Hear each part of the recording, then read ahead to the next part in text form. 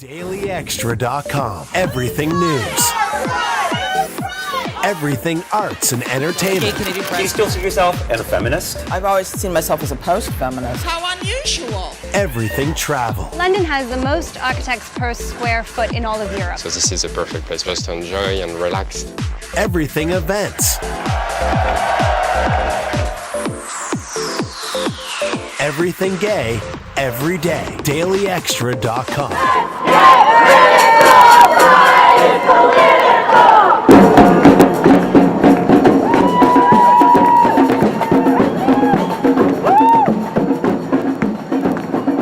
Why is this Trans March special? I know that you planned and organized the first Trans March.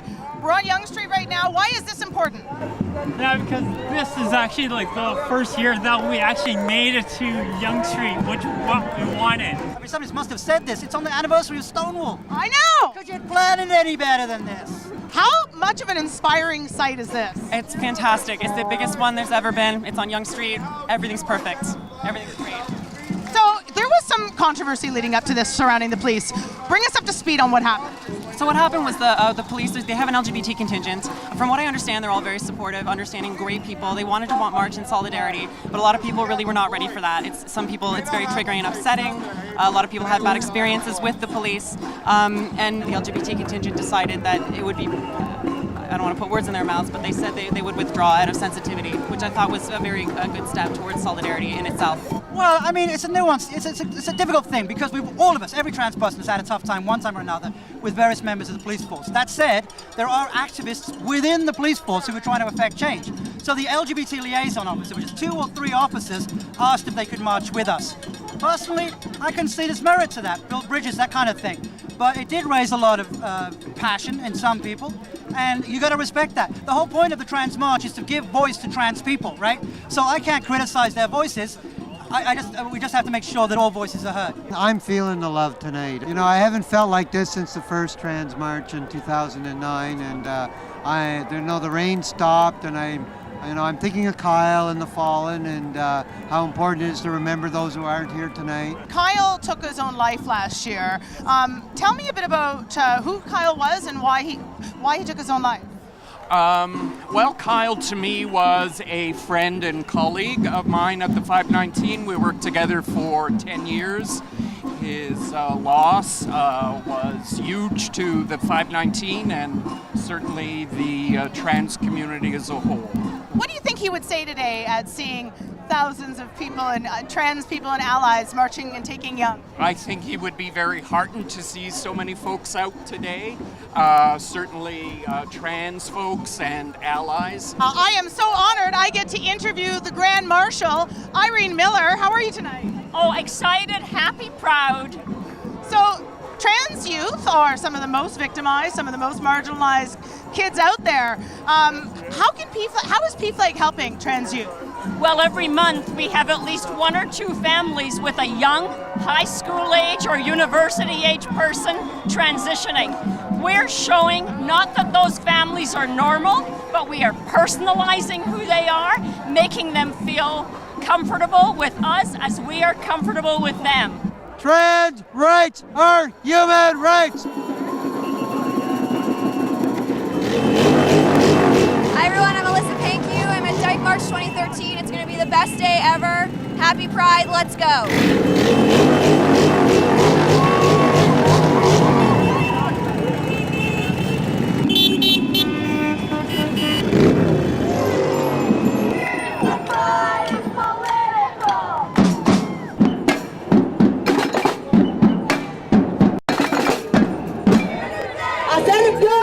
I want to hear you say, yeah!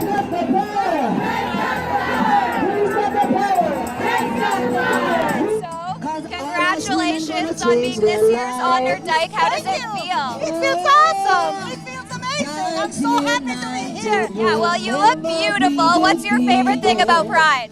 It's like Christmas! It is when you see It's gay Christmas! You see everyone! And there's so much music!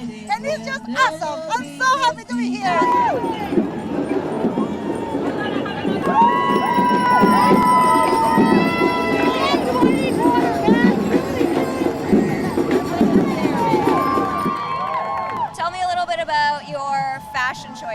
of all? Actually, I always march with the leather women, but I had to wear comfortable shoes this year. Well, and also leather is hot, right? You have some natural air conditioning going on. It looks good and it's smart. We have a great deal of support, and every year the Dyke March has gone out of their way to be extremely supportive. We're here, we're still marching because we need to be marching. There's still a lot of issues affecting the queer community, and this stat is off the Rainbow Health website, and it's really horrifying that queers still don't feel like they can be upfront with their doctors and let them know that they are queer. Yeah, and I think, so do you think Pride needs a little bit more political action in it? Yes. And what about your sign?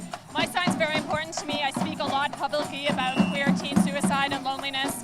And I think while it's awesome to celebrate all of the wonderful things that are going on, there's still a huge amount of kids who don't feel that they have the support they need in our schools, in our communities, and from the queer community. So I'm marching for the kids who are still getting beaten up and harassed every single day. My favorite thing about Pride is marching with my sister in the Dyke March. She's always been a supporter of myself and my partner, and sharing this with her. So awesome.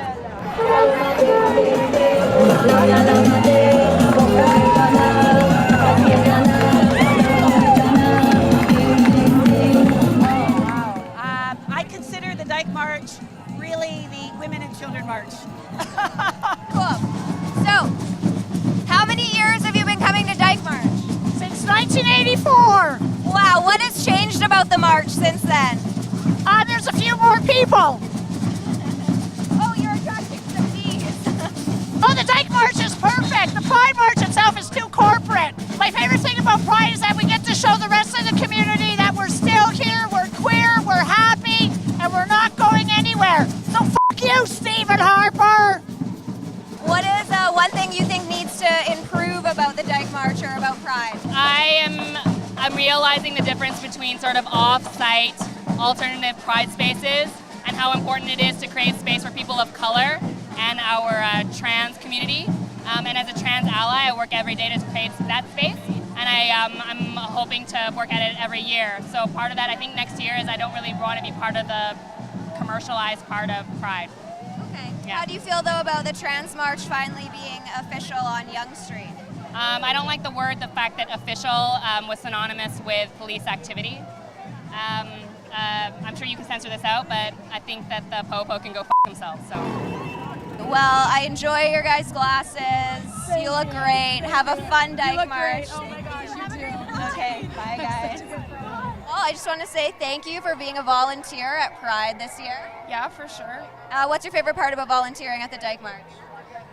Everyone who organized it is really cool, and they're just really inclusive and committed to making this really awesome, and it's a really good experience. You're here with which organization? Ernestine's Women's Shelter, an organization for women and children fleeing violence.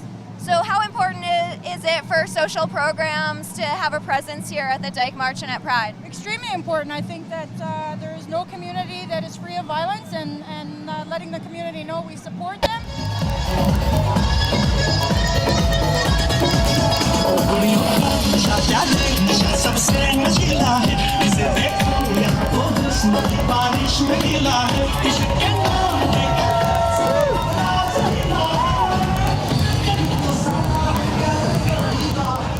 Hey there, Trevor Morris here. Once again, it's time for the Toronto Pride Parade.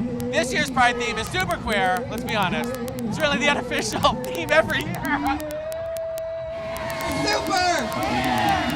Happy Pride, everyone. I hope everyone's having a safe time and a good time today. Hey, Ricky O'Queen. Hello, Trevor. How are you? I'm very well. What's going on? Oh, I'm marching down the street with P flags. I noticed that you're not actually helping holding this thing up. I'm lifting this. You never... And I have girl arms, but they're strong. You never actually help out here. You just walk right behind it. I just march and get squirted.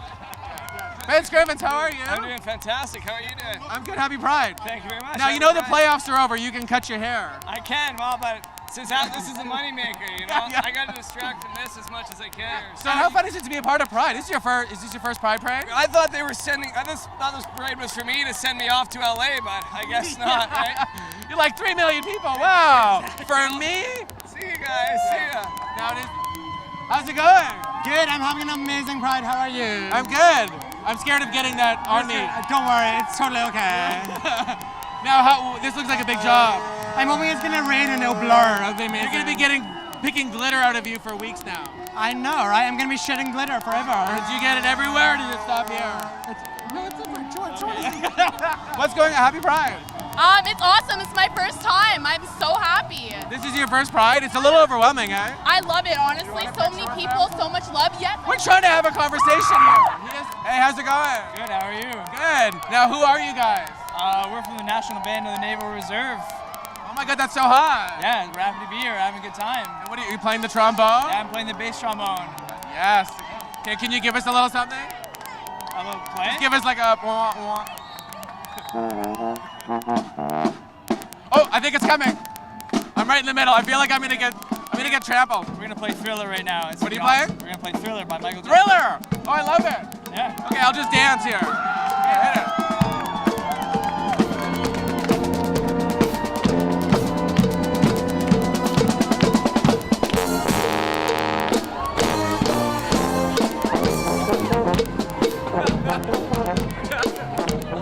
Hey guys. How are you? Good, how are you? Good. Now it hurts right here. Yeah? It hurt. Can you? Should I have a listen? Can you take a look at me? Let me just have a listen. No, I want him to do it, honey. Thank you, though. What's the best part of Pride for you? Just having a good time with everyone else and sharing that moment with absolutely everyone that's here. Oh, you've been sharing your moments with everyone. Mostly. So how has your Pride weekend been so far? My Pride weekend has been fantastic. We've attended as many events as possible, and we intend to finish it off. I feel like I just want to like whip you with something. I wish you would. Do you have? Well, yeah, I bet you. Do you have any? Let me just give you your glove. Can I just like hit you? Bend over, bitch.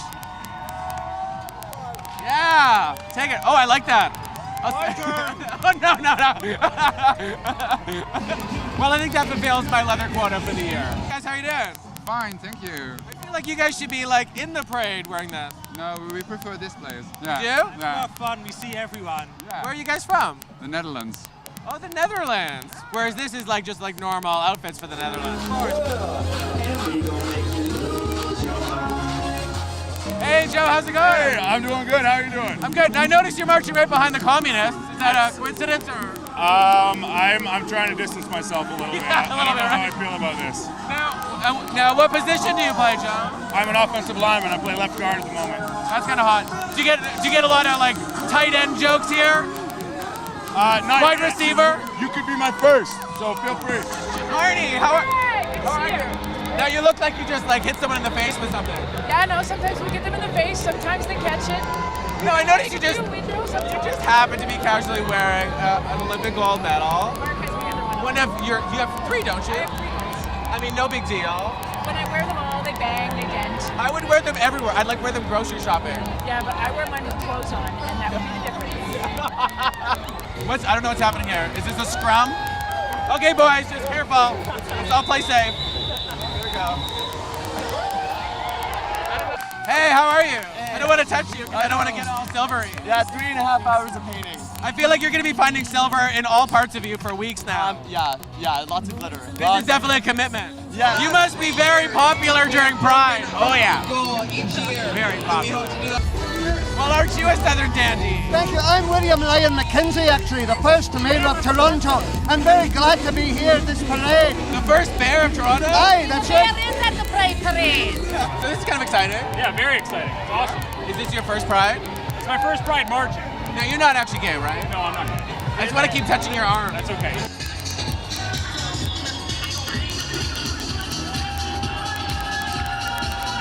Well, it's been another amazing Pride parade, but you know what? My bus is here, so I gotta go. I hope I have enough change.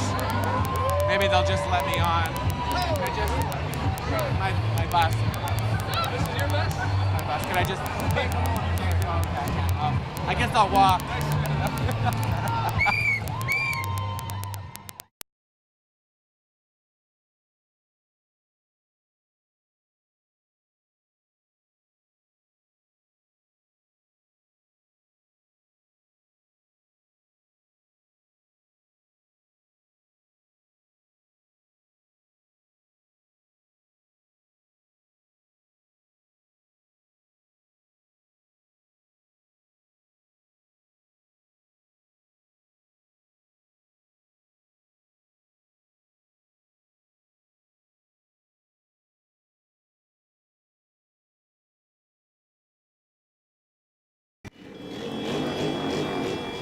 Andrea Houston with Extra, and this is 2013 Toronto Pride!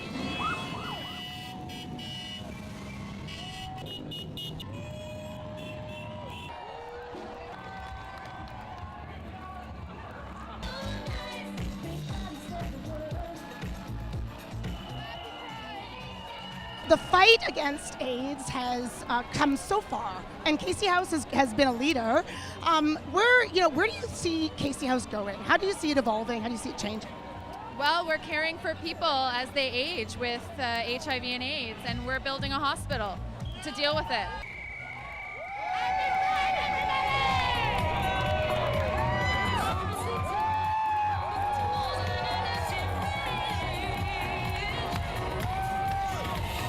You heard the news yesterday out of Russia. All the people who marched in the Pride March there were arrested.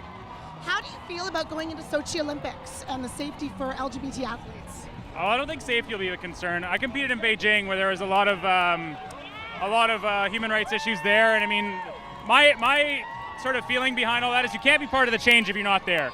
So I don't think boycotting has ever. I know you didn't ask about boycotting, but. Never really solved anything, I don't think. And if you want to be part of a solution, then you at least have to be present. You are an American. I am the American. My husband is the Canadian, yes. Were you married here? We were married here last August. And I'm from New York, so luckily New York recognized our marriage, but federal government didn't, and we have been having problems crossing the border back and forth. We're hoping that into the United States. We're hoping that now with this event, our problems will be over.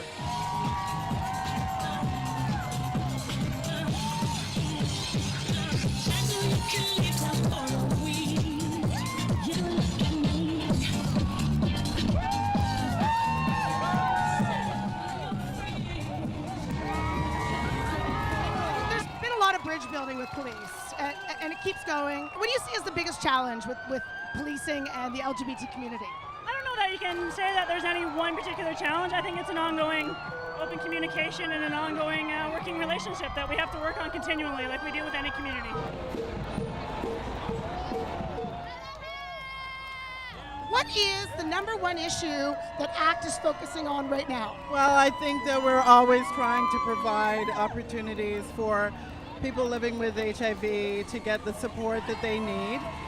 We also really want to support and underline the importance of getting tested, and so we're hoping that we can find the resources to do a testing campaign to make sure everyone has an opportunity to know what their status is, particularly those populations that are at high risk.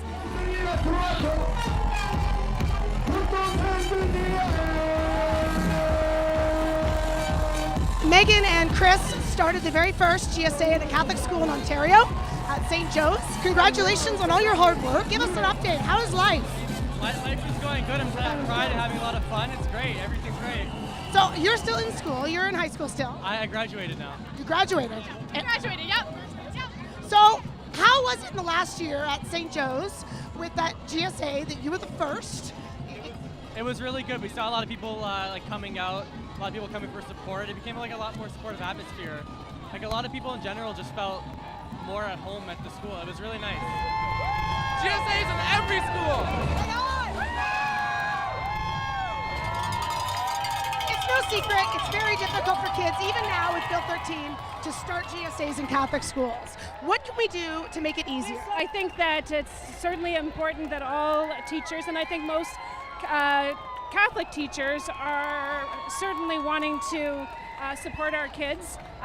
It's important that we not be afraid to speak out and to make it easy for everyone, and particularly LGBTQ students.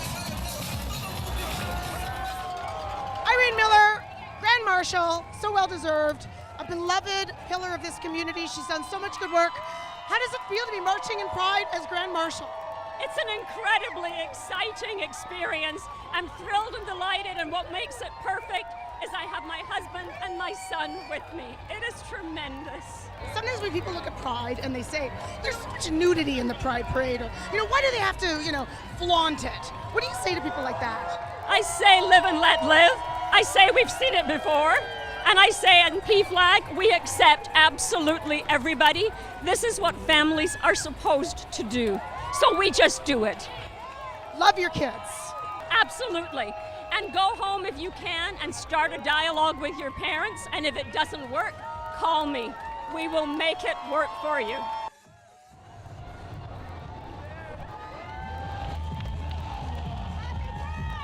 Are you going to make me a cocktail? Yes. They're very low-cal. Oh, good. Well, I couldn't care less either way. It could be a big bowl of gravy for all I care. As long as it's got some gin in there, that's all I care about. I'll just drink it right from the bottle. There you go. How about big water? Here we go. Is that a chitty bang? Yes.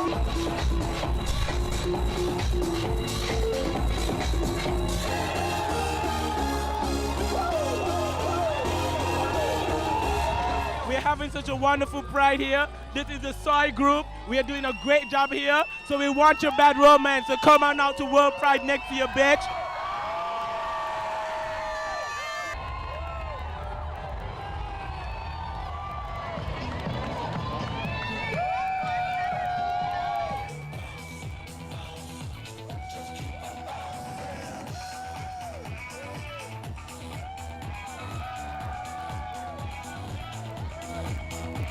Next year we'll be walking down the street, this young street for World Pride. That's right, and we expect a much larger audience, anywhere from 1.5 to possibly 2 million people. We're extremely excited. I mean, for people who don't know, what is the difference between regular Pride and World Pride?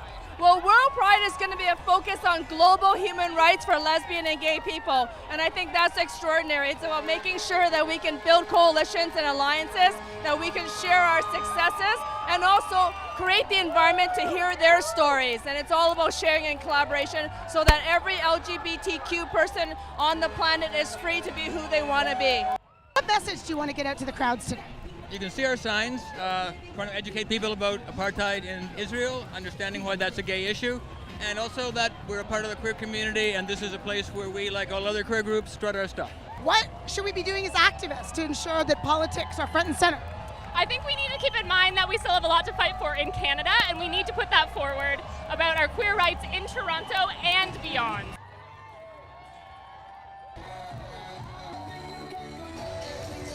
Great day, a great day for Pride, a great day for love, a fantastic day.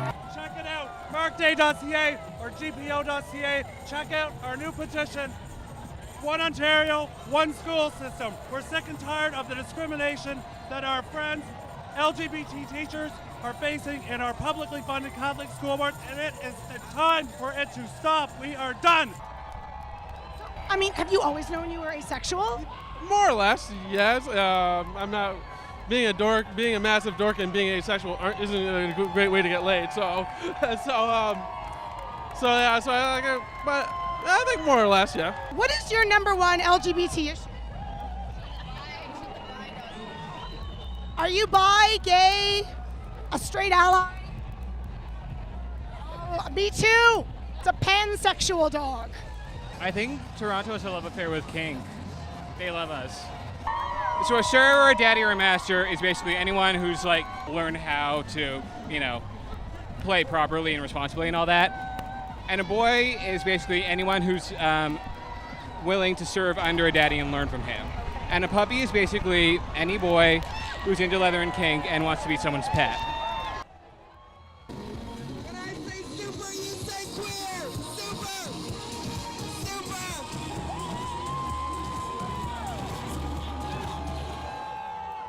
This is the 2013 Toronto Pride Parade.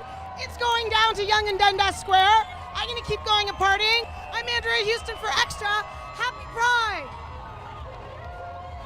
DailyXtra.com. Everything news.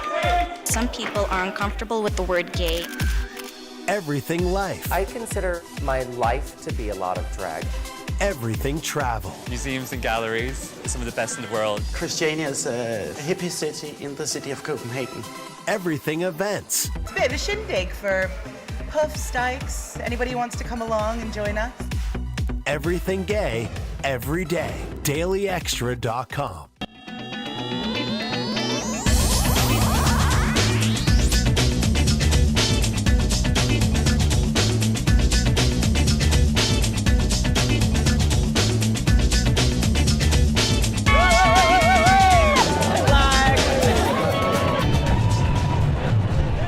Frank Prendergast in Piccadilly Circus, here for World Pride in London 2012. A little bit of controversy, but it looks like it's getting going. Let's take a look.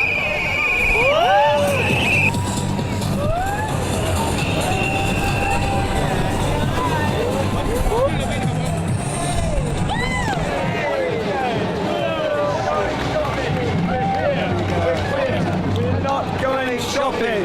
How does it feel to be at the front of the parade? Very strange. But we've been here before. Well, I was there 40 years ago, so I'm very pleased we're here today. Oh, it must have been a lot different 40 years ago. Scary. It was exciting.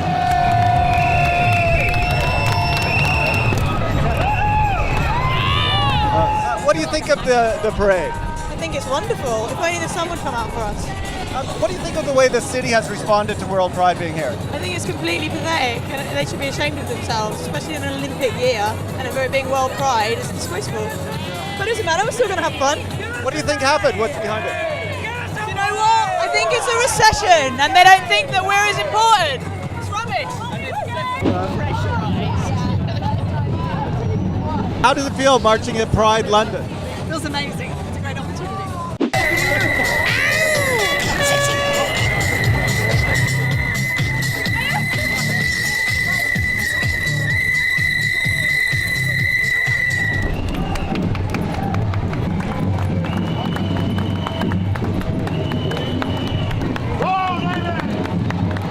What is the secret to success in running good prides?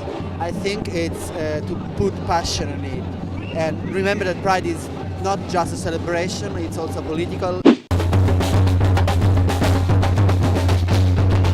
How does London's World Pride stack up next to New York City's Pride? I think it's pretty equal. All the prides around the world, as well as London, New York, Rome, we're all marching for people who cannot. We stand to present equality when some countries, in 78 countries, it's still the death penalty. So, you know, that's a very important reason to be out today.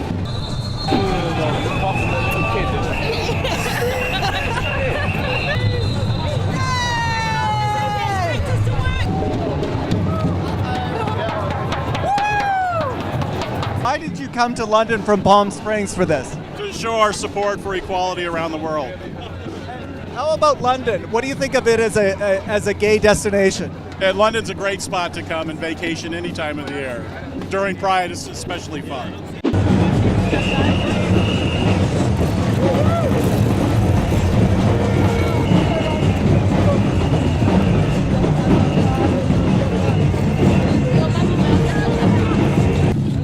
Why did you decide to come out to World Pride today? Because it's a very big tradition of me coming to London Pride, and for this occasion, World Pride is a total must.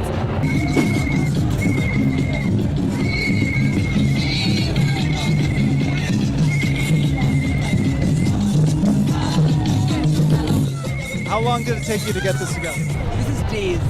Why was it important for you to be in London this year? Trinidad, the country I come from, it is not, being gay is, the act of being homosexual is illegal. And that's very important. And so, when I come to London, the freedom I feel transcends so much. So I had to be here for World Pride this year because it's important to make a statement. You look great and you also smell great. Thank you. That's Chanel Blue.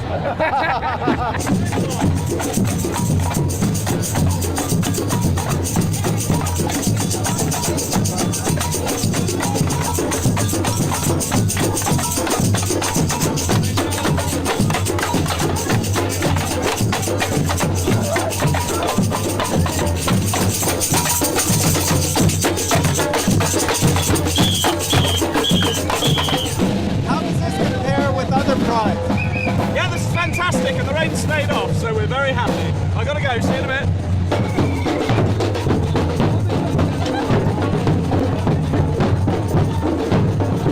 Hi, how are you? What's this about Britain doesn't have same-sex marriage? What's going on about that?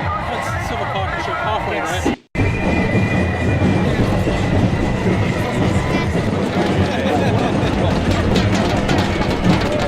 Hey, good. Yeah, guys, boy.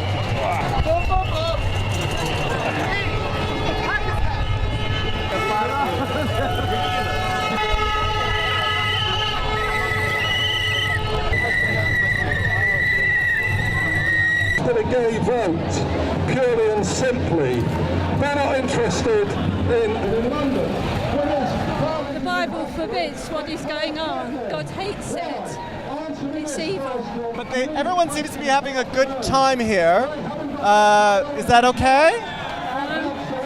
God hates it.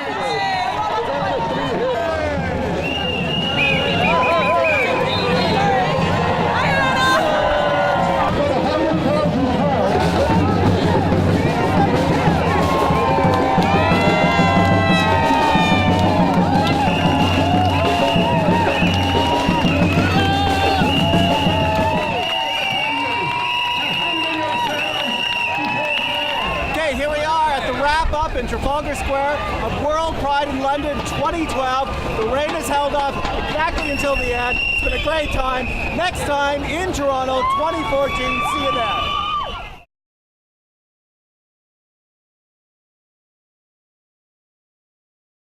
I'm Matt Mills. I'm here today with Tony Hughes. Tony is the interim chair of Pride London. Tony, today is World Pride. Are you all set to go? Yes, we're all set to go. The march is now assembling. The weather's looking really good, and we're going to have a fantastic march and a fantastic event in Trafalgar Square. And yes, it's going to be a brilliant day. So now the last couple of weeks, of course, have been fraught with some difficulty with the preparations and so on. How have you overcome them? Yeah, we've had some difficulties over the last few weeks with sponsors dropping out and not as much money coming in as we would like. But we've got over them. We've managed to put a good parade on, and we're going to still have a fantastic event in T Square. Now, in a couple of years' time, 2014, World Pride is scheduled to happen in Toronto. Do you have any advice for the organizers of the Toronto event that's coming up for how to navigate these sorts of difficulties, maybe avoid them in the future? Yes, plenty of planning, lots and lots of planning, and make sure all the funding's there in place to make sure you get a really, really good event. And if I can come, I will be in Toronto as well. So now the last World Pride event was 2006 in Jerusalem, of course, and it was different circumstances, but it also suffered from some difficulties. Do you think that this sort of two events in a row that had these sorts of challenges, do you think it bodes ill for the future of World Pride, or that World Pride as an organization perhaps ought to reevaluate its approach to things to avoid these things in the future? No, I think some of the instances that have happened are unique to the cities where they've happened, and World Pride and Interpride, the organisation that looks after the World Pride events, has certainly got the right format, and hopefully in Toronto it will be absolutely brilliant. Mm-hmm. World Pride has been scaled down, not by the organisers, but as a result of demands made by the Mayor of London and Westminster City Council. It seems that they were never really committed to this being a big, spectacular event. They have, whether by design or default, put so many obstacles in the way, such as bringing the start time forward from 1 p.m. to 11 a.m., completely unnecessary. The intention is obvious, to reduce the numbers, and I think it's just about they want a more manageable event. We want a big, spectacular event. Surely London, which is going to host the Olympics, can cope with World Pride. Pride is happening, World Pride is happening in Toronto in 2014. Do you have any advice for the organizers in Toronto in 2014 about how to avoid the whole mess that's happened in London this year? Well, I just hope that your city authorities are more supportive than the ones in London. It's an absolute disgrace that this world event has been given so little support by the City Hall and Westminster City Council officials. They have put so many obstacles in the way. That's why the whole event has turned so chaotic. The Pride organisers bear some responsibility, but at the end of the day, the Mayor of London and Westminster City Council could have rescued this event. That could not be further from the truth. The Mayor of London has supported this event with £100,000 worth of taxpayers' money. He's gifted Trafalgar Square for the day and is extremely supportive of the event. Remember, this is a community event. It has to be planned by the community themselves, because that was the roots of Pride. It was gay people themselves coming together and marching to show themselves to be proud to be out in London. This was never a GLA event. And the problems that they had in organisation, the financial problems, have meant it had to be scaled down. But here we are, God knows how many thousands of gay people there are celebrating the pride that we have in London and highlighting the oppression of gay people around the world. It's working. And for Peter Tatchell to pursue a line, a mean-spirited little line of self-promotion, saying that this has got something to do with the Mayor of London, actually takes away from what a brilliant day this is. What would you say to people in Toronto to help them as they get prepared for this, to avoid any issues? Look, it's got to be great. We're passionate about Pride, but don't forget the organisation, you know? A victory comes to those who are better organised, and that's what we've got to get into. So the only thing I'd say to Toronto, make sure your plans are prepared up in front, that you know where the money's coming from, you know you've got the security in place, and all that kind of thing. It's a fundamental of organising an event like this, that you've got security, you've done a risk assessment, you know how crowds are going to disperse, you know how to keep people safe, and that's my advice to any city, Toronto included, to organise events like this. DailyXtra.com. Everything news. Like, my mother's married to a woman. You're straight, or gay doesn't matter. Just play the game, what you love to do, what you get paid for, that's it. Everything life. I definitely love guys with beards. You do. The ideal of femininity. I don't think that that's what makes me a woman. Everything travel. Here we are, World Pride in London. Everything events. Everything gay, every day. DailyXtra.com. Hello and welcome to DailyXtra.com's WorldPride Toronto Town Hall. I'm Rob Salerno. And I'm Phil Villeneuve. And we're here with some of the organizers of this year's World Pride, this entire festival. And we're here to ask them questions and to bring them your questions straight here from social media. You can, if you have questions about World Pride this year, you can send them in to us and we'll pass them along to our panel and we'll get some answers for you. And just a second, we'll tell you how to do that. So I'm just going to introduce our panel here quickly. Over at the far end over here, we have Michael Scully, who is the manager of the Church Wellesley Village Business Improvement Area. And then we have TK, who's the Arts and Culture Manager of World Pride Toronto. Toronto City Councillor Kristen Wong-Tam. Pride Executive Director Kevin Beaulieu. World Pride Human Rights Conference Co-Chair Brenda Kosman. And Extra Zone Deep Dish columnist Roland Chambers. All right, so we are actually going to give each of you a minute to introduce yourselves and tell us what makes you excited about World Pride. And it is going to be just 1 minute. We are timing this, folks. We're trying to keep on a tight schedule here. And if you go over time, we have Frank over there on a stopwatch who will be ringing a bell to let you know that you're over. Frank, do you have that bell? Yeah, we'll have it by the 1 minute time. All right, so nobody go over your time. It's really loud. We're very strict with it too. We're very, very proud of that bell. So why don't we start with Roland? Thank you very much. Time is on. My name is Roland Chambers. As was mentioned, I'm a columnist with Xtra magazine. I have to take a breath when I say that now. I have to take a breath a lot of times when I say that because I used to be a columnist with Fab magazine, writing the same column, writing about arts, culture, nightlife, parties, what's going on. I've experienced many, many prides. I don't want to say how many because, you know, that will date me and that's not good for my position right now. But yeah, I've experienced Roland, many you're prides. timeless. Thank you. I've experienced many prides. I've also been a part of many prides. My most enjoyable experience was actually marching the front of the Pride Parade one year as a silent protest to certain countries with poor human rights towards LGBT people. And I represented my own home country of Jamaica, which I love so much, but you know what, guys, step it up. So yeah, I'm looking forward to meeting a whole bunch of people this year from all over the world, partying, shirtless, and getting nasty. All right. Oh, perfect timing.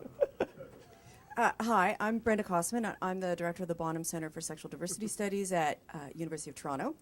And I am the co-chair of the WorldPride Human Rights Conference. So needless to say, the thing that I am most excited about for WorldPride is the WorldPride Human Rights Conference. We have an extraordinary lineup of folks coming from all around the world, leading LGBT activists from around the globe. We have about 170 different speakers coming from over 40 countries. We have a range of unbelievable topics from trans Asia to two-spirited activism in Canada, sodomy law challenges to resistance in Uganda. We have some incredible activists. They may not be household names like some of the entertainment is, but they should be, and I think maybe after they're here they may be. We have folks like Masha Gaston from Russia, Frank Mugisha from Uganda. The list goes on and on and on. It's incredibly exciting to have an opportunity to bring all these activists together to have a conversation about the state of global human rights. My name is Kevin Beaulieu. I'm the Executive Director of Pride Toronto, and I have the privilege and pleasure of working with an incredibly gifted and committed group of volunteers and staff who have been working for 5 years to produce this event. I'm thrilled about the parties and the entertainers. TK is going to talk a bit more about some of the headliners. I look forward to that. But, I love the build-up to Pride, the week and a half to 10 days before, and we've really built that out this year through partnerships with many cultural institutions and other LGBT organizations across the city. So I'm looking forward to seeing the whole city, the whole city really become World Pride this year. Organizations and institutions like the AGO and the Ryerson Image Center and Buddies and Bad Times Theater and Luminato and the TIFF and Inside Out, the list goes on. There's going to be so much happening this year that you couldn't possibly do it all as one person, in addition to an enhanced parade and Dyke March and Trans Pride and the stages, again, which TK will talk about, where we've really done a great job, I think, of producing a stellar lineup of entertainers. So I'm looking forward to the human rights as well as to the celebration. Well said, Kevin. I'm Kristen Wong-Tam, and I'm a Toronto City Councillor. The thing that I'm most excited about this year for World Pride is the ability to showcase our city. I think Toronto is one of the best cities in the world, and obviously having an opportunity to invite the world to Toronto and then able to demonstrate that we are a global leader in human rights, that we actually have 140 dynamic neighborhoods, and each and every single one of them will be the part of the canvas as a host city. There's all sorts of reasons for the city to be proud. Since 1973, we've been a leader of the movement. We've actually included sexual orientation as a ground of discrimination, a prohibited ground of discrimination for the LGBT people. And also, in many ways, the City of Toronto has totally stepped up. We are co-sponsoring the opening ceremonies. We are doing everything we can to make sure that the TTC is going to be running. There's going to be a special commemorative pass to commemorate World Pride with the TTC, which is a Toronto Public Transit. We also have the ability to pull together a vast amount of city resources. So this truly will be a City of Toronto event. I'm TK. I'm an Arts and Culture Manager at Pride Toronto and for World Pride this year. I too am very excited that we're seeing 5 years of work come to fruition, and so many months of really intense work with a lot of amazing volunteer programmers and amazing committees that have been put together specifically for the programming. I'm very proud to say we're putting together one of the most representative and incredible lineups and fabulous lineups that you've ever seen at Pride here, or dare I say at Pride anywhere. It's incredible, starting at the opening ceremonies. We have a full 10 days. We've got the closing ceremonies that'll just blow out all of Yonge Dundas Square. So many great partnerships. We're bringing theater, rock, dance, pop, soul music, trad, country. I mean, you name a genre, and it's being represented at this festival. And I couldn't be more proud to be presenting it with all of these amazing folks that I work with. Thanks. Ooh. Good one. My name's Michael Scully. I'm the general manager of the Church Wellesley Village BIA. I guess I'm sort of the new kid on the block. I came on board at the beginning of April and picked up a project in the middle. We are hosting the weekend before Pride, and our focus is a little more low-key, I think, than the sort of things you guys have been working on. But we're really focused on the history of the village, on the source of Pride, and really focusing on the neighborhood itself. As a BIA, our primary responsibility is to the businesses who are our members, and we would like to showcase them. So we are actually hosting a street closure weekend, the weekend before Pride, that will be basically a neighborhood block party, and we're really excited to be able to present that scale of event in the context of the larger World Pride, which we're all very excited about, of course. Oh, perfect. All right. Well, like I said, this town hall isn't just about our panelists. It's about you, our viewers and readers. So if you have questions for our panelists, please send them in. We are live on social media. You can send in your questions on Twitter. @Daily Xtra is our account. You can post them on our website on the comments section of the page that you're watching this on right now. You can send them in by, can you send them in by fax? Do we have a fax number live here? No. That's been disconnected. But you can you can send it in by Twitter or the comments on our website, and we'll be happy to bring them up here. And I'm going to open up the discussion with a question that was sent in on Twitter. This is for our first topic of the evening, which is, what is World Pride?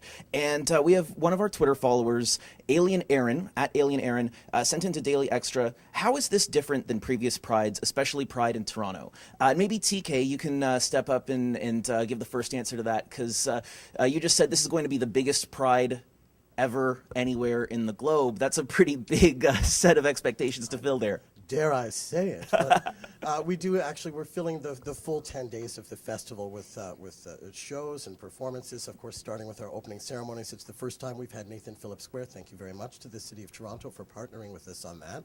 And of course, we'll be presenting Melissa Etheridge. So we're very excited to have a community member of her stature coming to represent at that opening ceremony. Deborah Cox will be coming back. Of course, she was with us in 2009 when we bid on World Pride. So we're very happy to see that story come full circle. Steve Grand will be joining us. We'll have performances from the MCC Toronto Choir. And there's so many other ceremonial components that you normally don't see at Pride. And of course, we don't normally have opening ceremonies. We just kind of kick it off and we're like, there you go, let's do it. Then there's things happening every single day of the week. I mean, Kevin's right. I mean, it's impossible for one person to actually attend every single thing.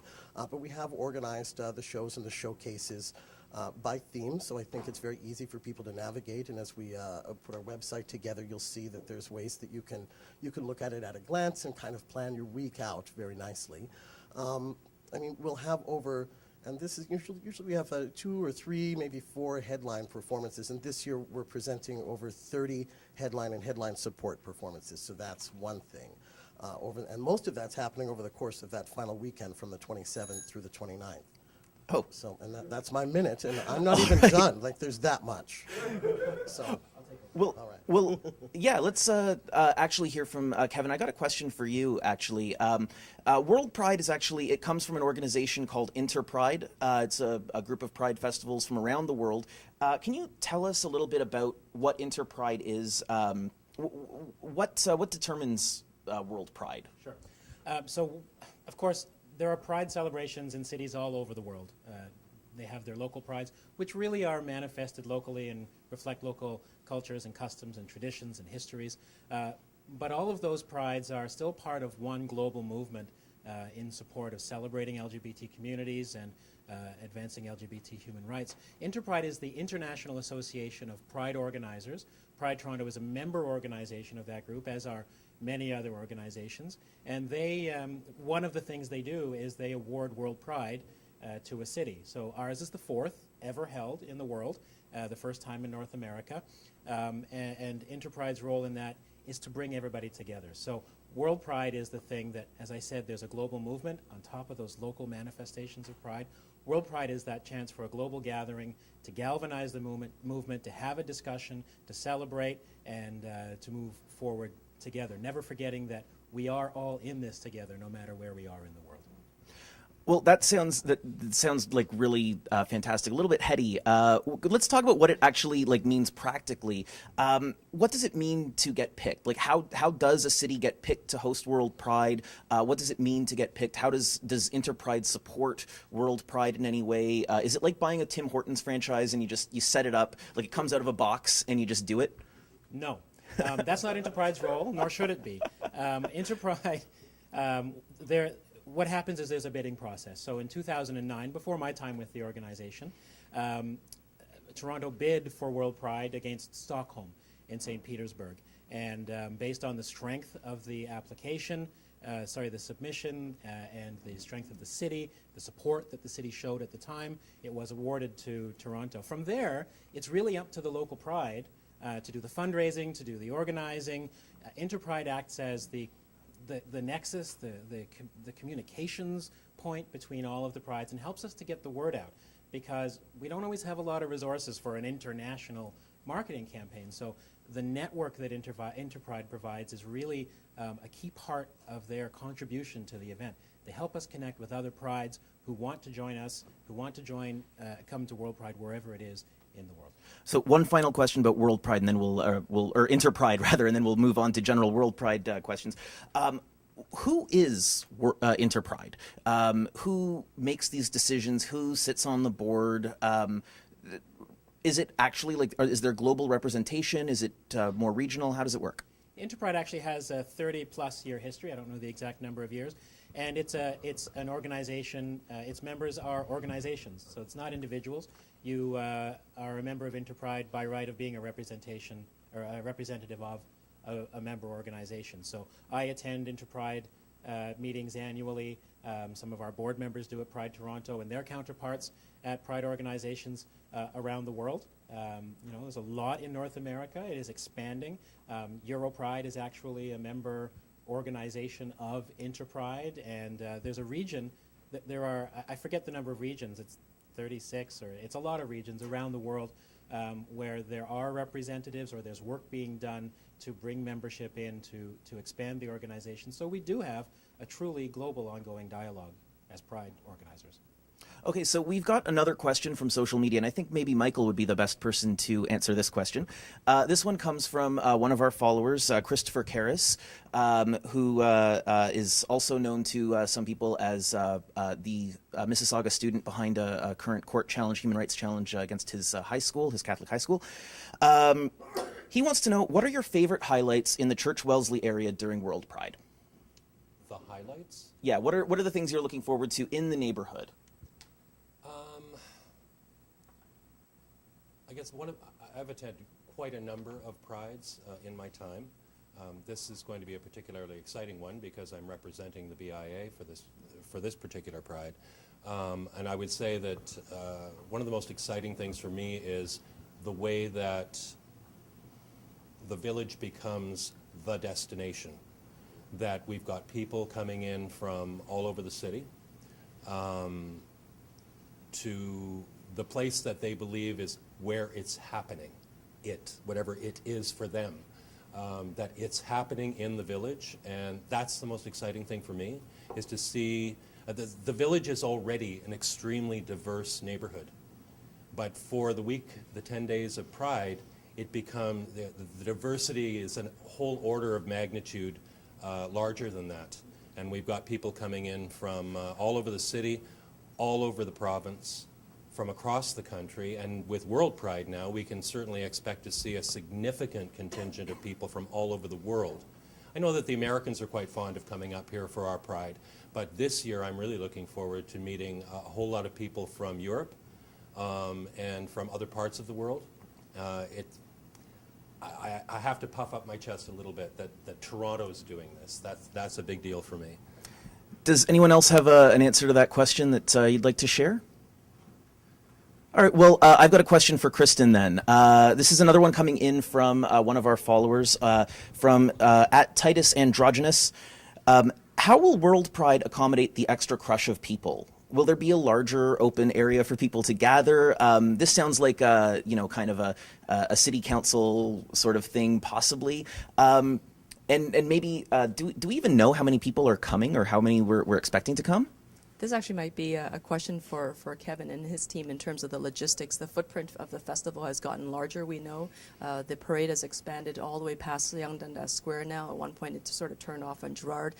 So I think that the footprint of the festival has gotten larger, and it's actually gone beyond the borders of Church and Wellesley. I know that downtown Yonge BIA, another business improvement area, is actively getting involved, hosting the closing ceremonies, as well as the Lower Yorkville BIA. Liberty Village is doing something, as well as Leslieville. So in many ways, the footprint of the festival has really become the city. And so that's a very exciting thing for me to see as a local city councillor, as a representative of Toronto. And for a whole host of reasons, I think that's a very significant move for the city, because it means that the city is now embracing this festival that was once very small. It started off as a small little protest, and now it is a major cultural iconic event. And I would say that it's really right up there with Caravana and Luminato, and at some point in time, it will probably overtake those events. With respect to the number of attendees, I think that, I've heard estimates up to 2 million people, and that's a lot of people on our city streets. So it's a good thing we've got a very large city that we can accommodate a lot of those folks. Kevin, do you have anything to add to that? Sure, thanks, Chris. And first of all, to accommodate extra people, we have been working very hard with the city, and Kristen, I want to thank you and your office for your help, as well as the city staff. The city's been incredibly supportive. The footprint has grown to accommodate more people. The parade grew in length last year to help accommodate more people along the route. And in addition, we have 2,000 volunteers who will be on the ground over the course of the weekend. We hope for up to 2 million people. Of course, we don't actually know how many are going to be here. We know that there are 1.2 million last year and the year before. And I actually would like to explain what that number is, because it comes up a lot. That's not 1.2 million or 2 million people in one place at one time. That's the number of people who come in over the course of the weekend, or this year will be over the course of the 10 days. So it's not like there's going to be a mad crush in one place at one time. That said, the crowds will be bigger, so we've worked with the Toronto Police, with emergency services, with transportation. They've been really helpful. There are big meetings, planning meetings that happen at the city, and our staff are there, and our volunteers are there to ensure public safety and to ensure that everything is going to go smoothly. So do you have an idea of how many people will be at the parade? It's quite a lot. I mean, it's hundreds of thousands who show up for the parade. We do quite a detailed survey on the ground. We know there's an overall number last year of 1.2 million. It might be about, it's hundreds of thousands. I'm reluctant to put an exact number on it, but it's certainly hundreds of thousands of people who are at the parade route at that time. And then many others who are still in the at the stages and in the beverage gardens and enjoying other aspects of Pride at the same time. All right. Well, we have to move along now here. And Phil, Yes. you coming in with questions from social media? No, yes, I'm going over here though. Oh. To George Lee. Can you see me over here? Hi, George. Hi, Phil. George is in charge of our social media, and he's taking all of your questions out there on the internet. And I think we have a couple right now, right? We do. We have a lot of questions, and I'm going to mention a couple of them. Brandon Amiot would like to know who will tackle the language barriers. Who will tackle the language barriers at World Pride? Does anyone want to comment on that really quick? Language barriers, yeah. Yeah. I could try to take a stab at it. I was doing an interview with the Globe and Mail, and obviously I don't know if there's going to be official language translation services, but I really do think that Torontonians should be taking pride in their city. And so if we are all good Toronto ambassadors, each of us come from many different places. We speak a number of different languages. I have 2 under my belt. So there's a very good chance that we can step up as Torontonians to celebrate the diversity of the citizenship that already lives here. And if that happens, then there's already some translator always ready to go. And of course, there's probably official language translation capacity. And at the City of Toronto, we will do everything we can to accommodate that when we host the official events. There are so many languages. We don't have the resources to provide professional translation or interpretation. But what we have done is ensure that the city's 311 service is informed of key things happening throughout the event. So that's in all languages. People can call that for some information. And as I said, we have 2,000 volunteers on the ground. For the first time ever, if they happen to speak another language, that will be reflected on their volunteer identification so that they can provide some basic help anyway to people who just want to help get around. That's really cool. I love it. Do we have one more quickie one? Yeah, George? We do. Someone is asking, will there be any representation or more representation for the trans community this year as compared to the last previous prides? Anyone want to speak to that quickly? More trans representation this year? Let me start, and then I'll pass it off to TK. Yeah, Let me yeah, just do it. say that, of course, trans representation is the trans community, and they are and have always been a part of Pride, and we're incredibly proud of the organizing happening in that community right now. So yes, we have worked very hard to ensure that that there is trans programming included. I'll let TK talk a little bit about that. The Trans March this year is happening on Yonge Street. It's actually the longest of the marches or parades this year, going all the way down to Yonge Dundas Square from Church and Bloor, I believe it is. So I'll pass it on to TK for maybe some information about trans programming. Sure. So Kevin mentioned, of course, it is the longest Trans Pride March ever. It'll go from our north stage at Church and Isabella up to Bloor Street, over to Yonge and Bloor, and straight down Yonge Street to Yonge Dundas Square. And there we're going to have a huge showcase right after the march. So some of these artists we haven't actually announced yet. So we'll be announcing lots of stuff next week on the 22nd when we have a media event. So you'll hear about a lot of artists that you haven't heard. It's just been the tip of the iceberg, I'm serious. Of course, Trans Space is a big part of our festival, and that's an inclusive space that we have that's located near the North Stage at Church and Isabella. So that's there for support and information and resources, and of course it's all put together by an incredible team of volunteers, our Trans Pride team, who work hard year-round to put this stuff together. Additionally, North Stage does provide 2 full days of non-stop performances from trans and gender-independent performers. So that's taking place. And as well, we have trans representation on all of the other stages. I'm actually very proud to say we have some incredible programs coming up, some incredible performers coming from abroad and coming from all over North America. It's going to be unbelievable what you see this year. Very exciting. Okay, so we're going to stop with social media for now, but keep writing in, everyone. I think tweet to Daily Xtra, and the hashtag is WP2014? WP14. Oh, WP14. That's World Pride 14. And it's up on the screens. Phil, as you're watching. Brenda just wanted to add. Oh, please. Sorry. Yeah, go ahead. Yeah, so we're thrilled. There's a really significant trans component to the Human Rights Conference from all around the world. One of the most exciting panels for me is the Trans Asia panel, where we have representation from 4 or 5 different Asian countries, from leading trans activists. One of our big plenary speakers, who's going to be at one of the big public plenary sessions, is Tamara Adrian, who is a leading Venezuelan lawyer and LGBT activist, and a leading trans activists on both the local Venezuela level and also on the global level. So we really have I'm thrilled that we have a really significant trans rights component to the conference. Great. Thanks for that, too. Sorry, I missed your first cue. We have to move on now to, although this is all very fun, we really have to move on to parties, because we have some priorities here. So I know that many have been announced, and that's very exciting, and more to come. But TK, can you talk about some of the headliners that have been announced so far and who we should be excited about? All of them. Hello. Okay, all of them, yeah. Well, I'm thrilled. I mean, the opening ceremonies, we have Melissa Etheridge. At the closing ceremonies, it's a nice bookend with Tegan and Sarah. So I'm really looking forward to our Canadian darlings making that, having that performance. So that'll be a lot of fun.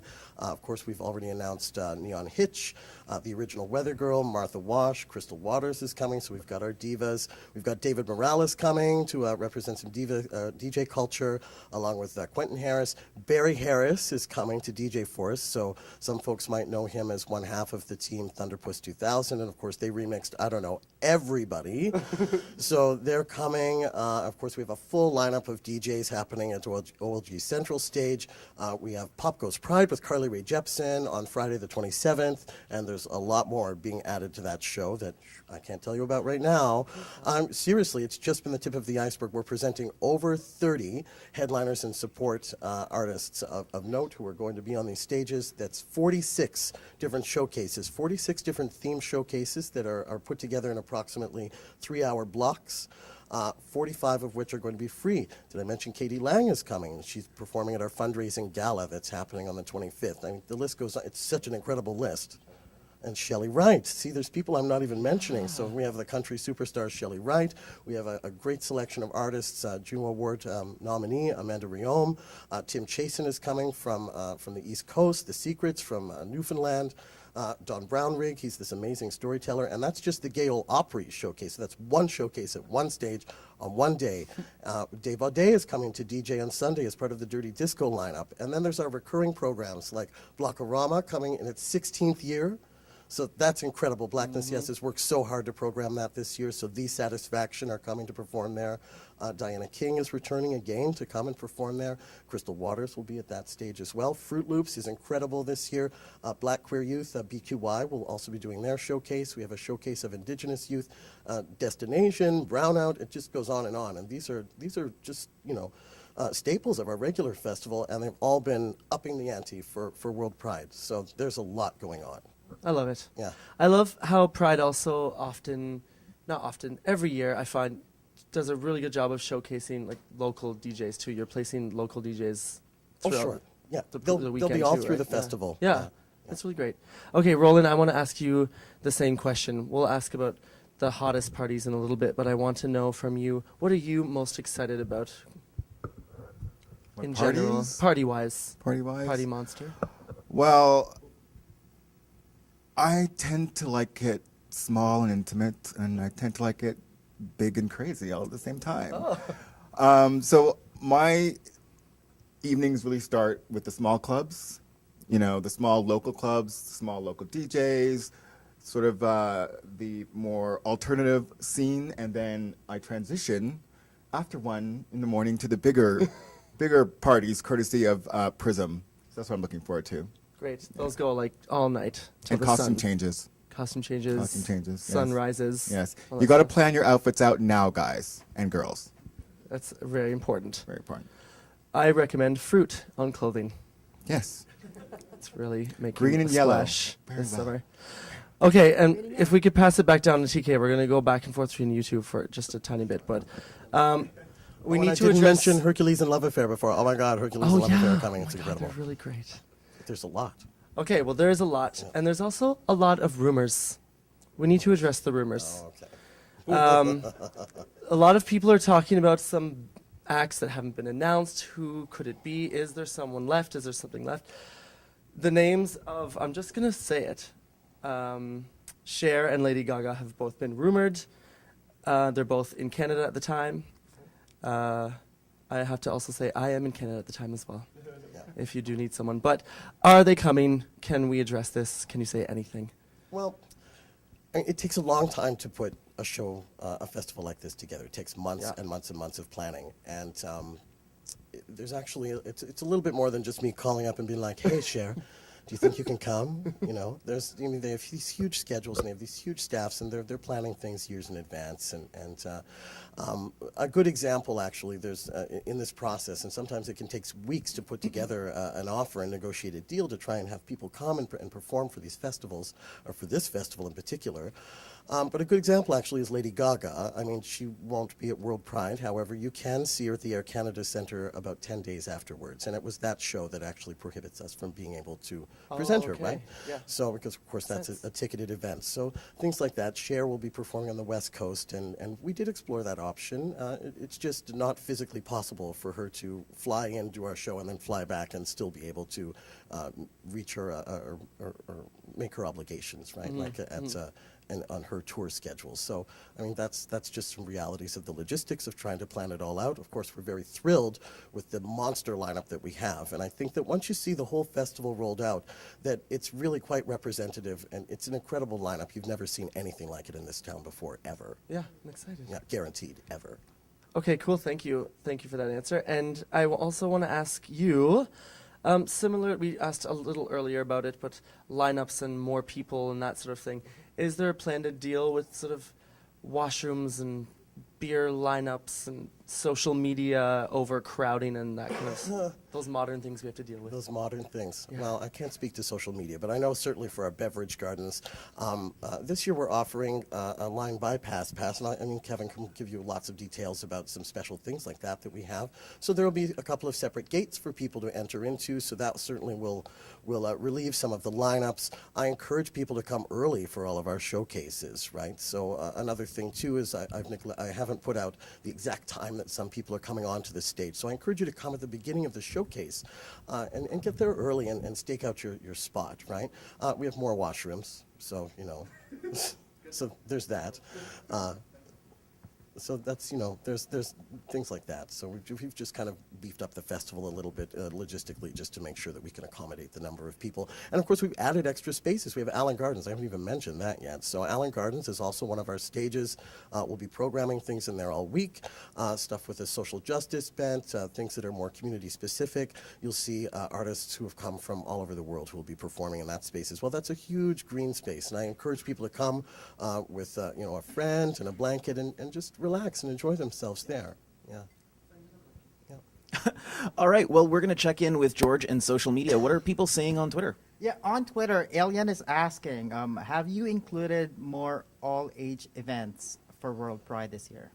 Well, all of our beverage gardens actually allow for all ages access. So if you want to have alcohol service, of course, you're going to have to present ID that shows that you're 19 plus, but all of our beverage gardens, as always, offer all ages access. And I should say, like, there's only a few beverage gardens. The vast majority of our stages are community stages that are all access at all times, that are barrier free. So folks can come and enjoy programming at Air Canada Village Stage, at North Stage.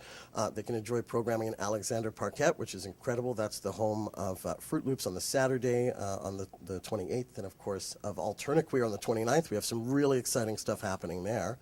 Actually, Allen Gardens won't have any barriers. So really, the whole festival, honestly, is all ages access at all times. Oh, Sorry, on the party circuit for all ages, Buddies is hosting their prom once again. So it's a 21 and under crowd for those people who perhaps didn't attend their own prom, or perhaps didn't think their prom represented them, or they couldn't bring who they wanted to their prom. This is the event for them as well. And of course, Buddies is hosting events all week long during Pride, and those are often all ages events as well, theater parties and things like that. Exactly. Okay, so we're going to actually move on to the next topic for discussion, and this is the search engine optimization special in our town hall. This is when we talk about everyone's favorite topic, Rob Ford. So I guess this is not my favorite topic. Well, I guess I don't know who wants to jump in on this question, but are we expecting Rob Ford at Pride this year? Has he even been invited? Well, I mean, he has said publicly that he's not coming to Pride. He said that early on, before any invitations were issued. But I've got to say, I mean, I get asked this question an awful lot because, of course, our mayor has become internationally famous. And I get asked the question, but it never dampens the enthusiasm people have for coming to participate in World Pride, because it is the strength of our communities, and we have the full support of our city council, and we continue to enjoy that support and support of other levels of government. So, you know, is he coming? I mean, that's really a question for him. He's already said no. Invitations are going out now generally to elected officials. But, of course, it's an open festival, and if people want to join us, and they know that their participation is in support of and signals support for our communities, then they're welcome to attend our festival. Well, speaking of other levels of government, this is a major international festival. Are we expecting our Prime Minister to show up? What about, you know, we're in the middle of a provincial election right now in Ontario. We have an openly lesbian premier for the first time right now. We may have a different premier on June 29th. Are we expecting people from those levels of government, and who has responded yet? I don't know is the answer. I would love to have that answer for you. We don't generally request RSVPs for people who are coming to attend events. Obviously, if they're speakers at an event, that's a different thing. They need to be programmed in. But you can stay tuned, and when I know, you'll know. Are they welcome? Would Stephen Harper be welcome at Pride? We generally don't unwelcome people. We just want them to know, and we want to be clear that if you're coming, it is going to be understood, and you have to be comfortable with it being understood as a show of support and engagement with the LGBTQIQ2SA communities in Toronto. That really just rolls off your tongue now, doesn't it? I can do it backwards, actually. Oh, go ahead. I want to see this. A2SQQITTBGL. Okay, that deserves a round of applause. I think that deserves a round of applause. There we go.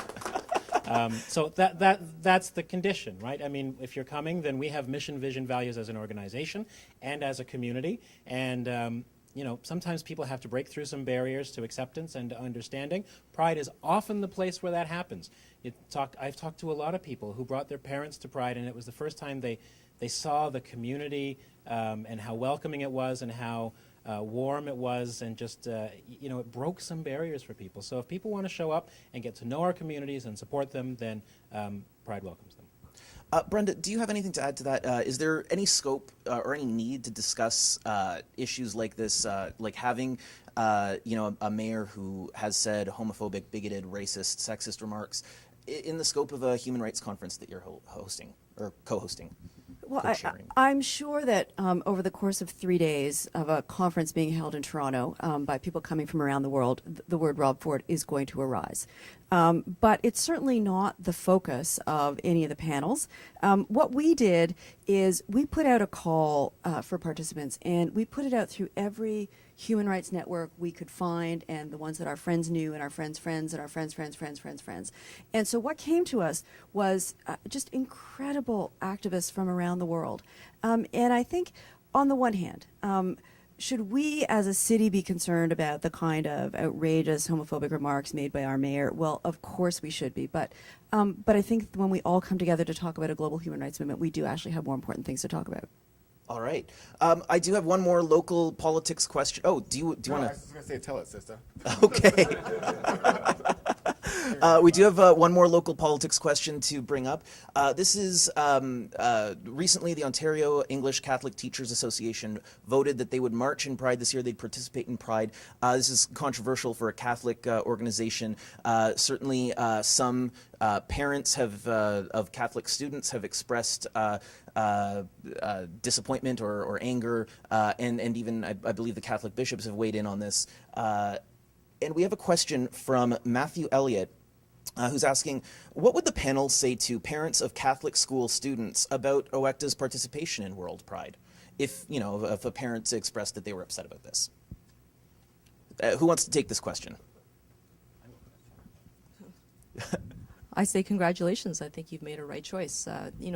There are lesbian and gay students across Ontario, across Canada, across the world, and if there is no acceptance for them at their schools, then that's a problem. We want to make sure that all students, regardless of sexual orientation, feel welcome, and they need to be welcomed at home. They need to be loved and nurtured at home, and they need to be loved and nurtured at school, and that is their primary job, is to raise them, to educate them, and to make sure that they show them support. And I think that it would be absolutely wrong if the Catholic School Board took any other position than that. Of course, they're welcome to, but it would be the wrong position. And I know that in my dealings with the chair of the Toronto Catholic District School Board, she has said to me quite clearly, Joanne Davis, is that she actually supports GSAs personally, and she would stand up for the community when the time came. So I would expect that from her. Can I also just say that it's wonderful to see the teachers and their representatives following the lead of students who have been so courageous and so brave in those schools and said, we want these GSAs and we want to be free to be who we are. This is movement. Every year we see a little bit of movement. It's been led by young people in the schools, and it's terrific to see the OECTA standing behind them that way. I'd also just add that the Human Rights Conference has a very significant stream of youth and education related panels, youth and education, youth rights. We have folks talking about schools, talking about youth issues, talking about this very question of what happens with religious schools and when these conflict with the rights of LGBT youth. So this is a really big issue for the conference, and we're actually hoping that there are a number of young people who are attending and speaking themselves about their experiences. Great, thanks. Now back over to me in the corner with George. Hi, George. Hello, Phil. So what are some people saying right now? Do we have another quick question? We do. Julie wants to know, on the subject of washrooms, will gender-neutral public washrooms be made available at Pride? Who might be able to answer that? Roland? Well, I'm thinking, when I think of Pride and washrooms, I think of the porta potties. So those are all gender neutral. You can go in, guy, girl, whoever. So it's for me, it's always been gender neutral. And I actually attended the Inside Out Film Festival launch party a couple weeks ago, and all their washrooms were gender neutral. So it's a given. It's going to be gender neutral, definitely. Right. Is that the general consensus, everyone? Nodding? Yeah? Yeah? Yes. Great. Sorry, the 519 also has gender neutral facilities available as well. But yeah, Roland's right. All of our temporary facilities, the porta johns, are all gender neutral. Yeah. I think outside of the porta potties, the City of Toronto is doing everything it can right now to comply with the Ontario Human Rights Commission and their most recent ruling about making sure that gender identity, gender expression are not grounds for discrimination. And so I've most recently met with our chief real estate officers and the real estate staff at the City of Toronto to ensure that, when we're building out new facilities, new bathrooms, new change rooms, whether it's in recreation facilities or pools, is that we are going to be making sure that they are going to be gender neutral moving forward. And that also means that, when we are retrofitting buildings, that they are also going to be looking at that. So that's a whole new model and paradigm of thinking, and that's coming through the city right now, including how we actually deal with forms. So if you happen to be someone who's going to be filling out a form, receiving service from the City of Toronto, at some point in time, that form will not just have 2 options for gender, there should be a third. And so that's something that we're actively working on in order for us to be that leading city that has demonstrated in the past that we're a global leader in human rights. Great, that's all fantastic stuff. Before we move back into some arts questions, I need to ask you, Michael, about your jacket. Because I can't stop staring at it. You need to tell us where this came from, this creation came from. This is a Michelle Dubarry original. This legend. jacket was in her collection for a long time. She and I are quite close and have been close for many years. So there are actually bits of applique which are remnants of dresses that she's made for herself and added to the jacket. She continues to ask me to drop it off so she can add more pieces to it. I'm very proud to wear it. It feels like a historical document. And knowing that we were live and on camera, I thought the jacket was going to work on camera. I hope it's not causing any contrast issues or anything. But yes, it's a Michelle Dubarry original. I'm extremely proud to wear it tonight. Great. Is Michelle still the reigning empress? Can we still say that? No, she stepped down in October. Oh, okay. She was Empress 6 and Empress 26. Oh, yeah. So she's now a Dowager Empress. Oh, she continues to perform every week. She's, 82 now? And still performs in face every week.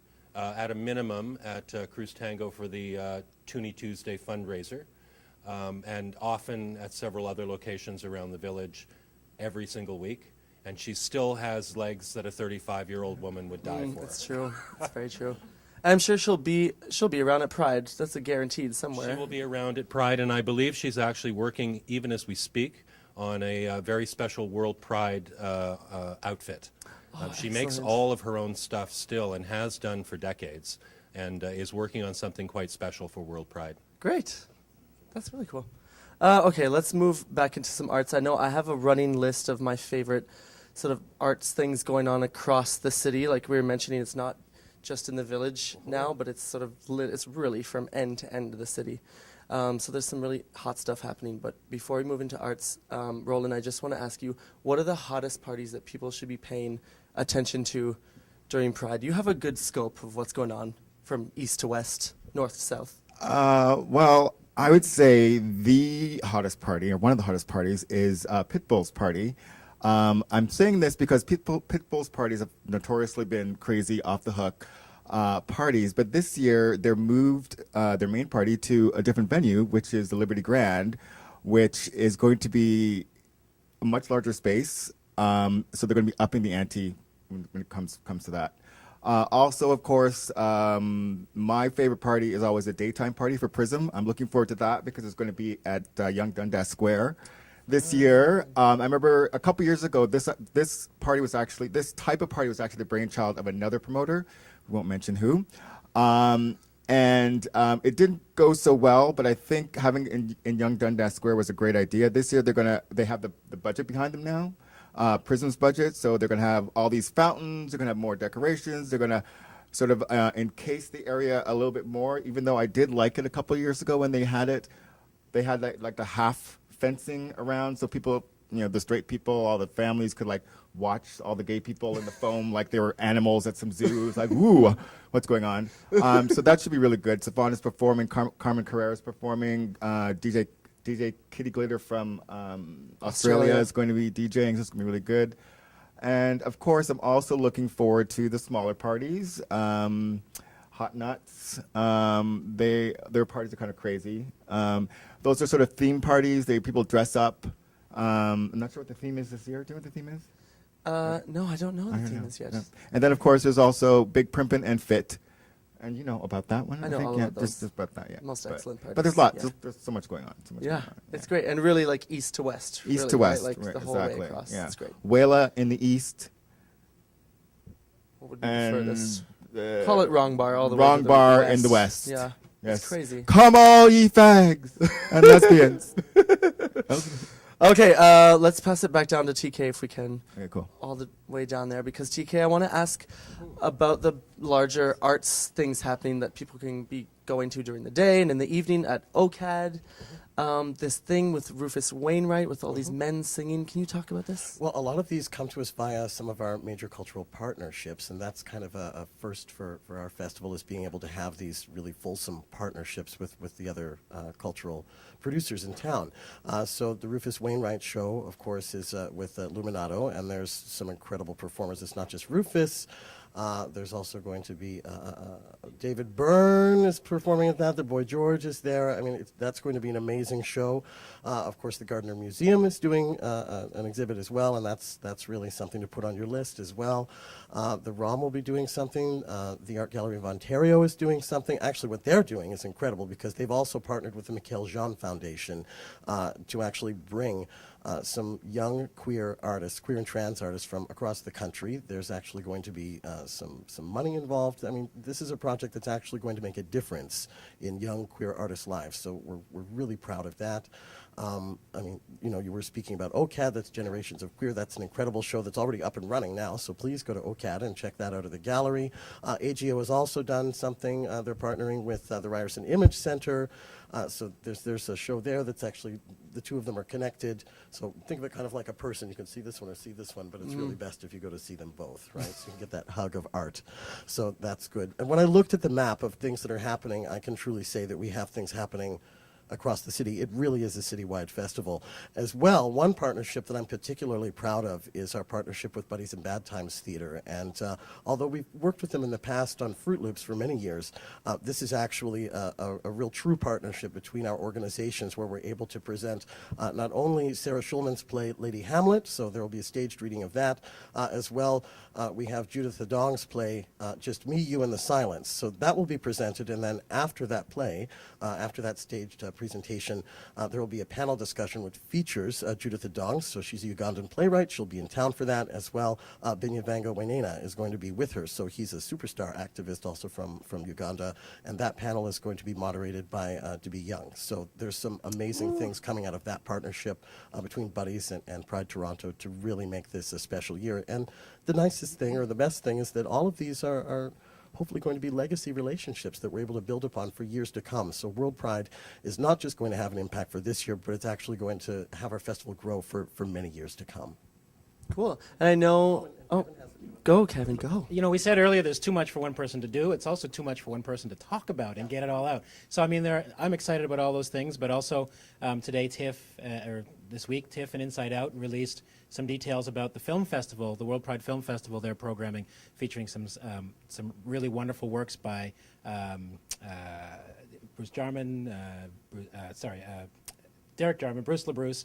I believe John Cameron Mitchell is coming, and Laverne Cox to be part of that as well. Yeah, that's really quite impressive. In addition, I'm thinking about the Gardner Museum of Ceramic Art. Right now, if you go up University Avenue, you see a big sign that says "Clay is Gay," and they have an exhibit of what are they calling it? Queer, camp, Baroque style by 3 Francophone ceramic artists, and I cannot wait to see this exhibit. I've got to tell you, I've seen some images, and it looks really fantastic. Like OCAD-U has got Generations of Queer with a range of artists, and there's so much going on that the partners have really stepped up, and we're really proud of that programming. That's cool. I don't know if any of your viewers or readers are interested in porn, for example.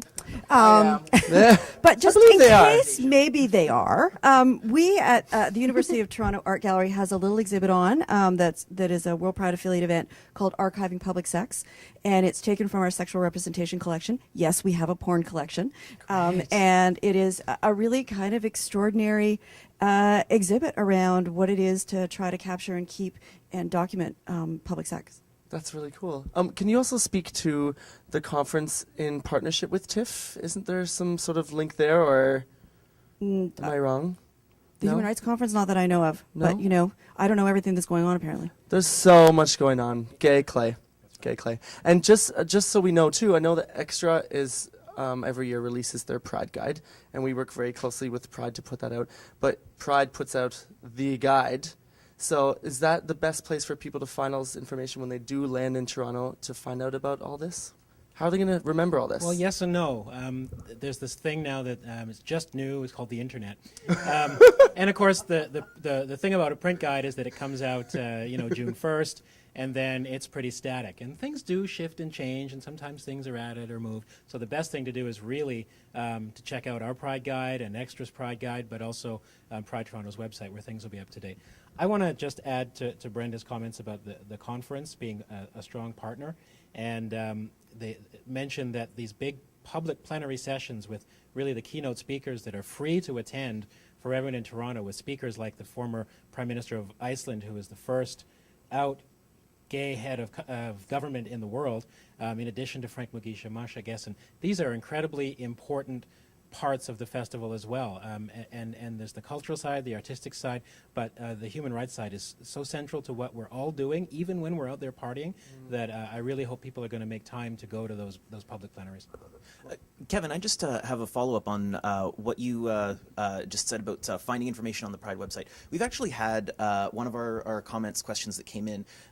We've had a couple of people say that the World Pride website is actually very difficult to navigate, and it's hard to find the information about what events are actually going on.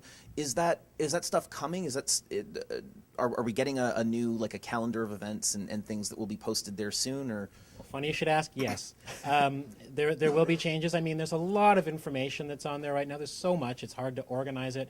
Everything from the minutes of our meetings to who's on our main stages. So in the next couple of weeks, that will shift, and it will become very focused on the program. There'll be a Festival at a Glance feature, so you can click on either a date or a style of program and get more information about what you're interested in.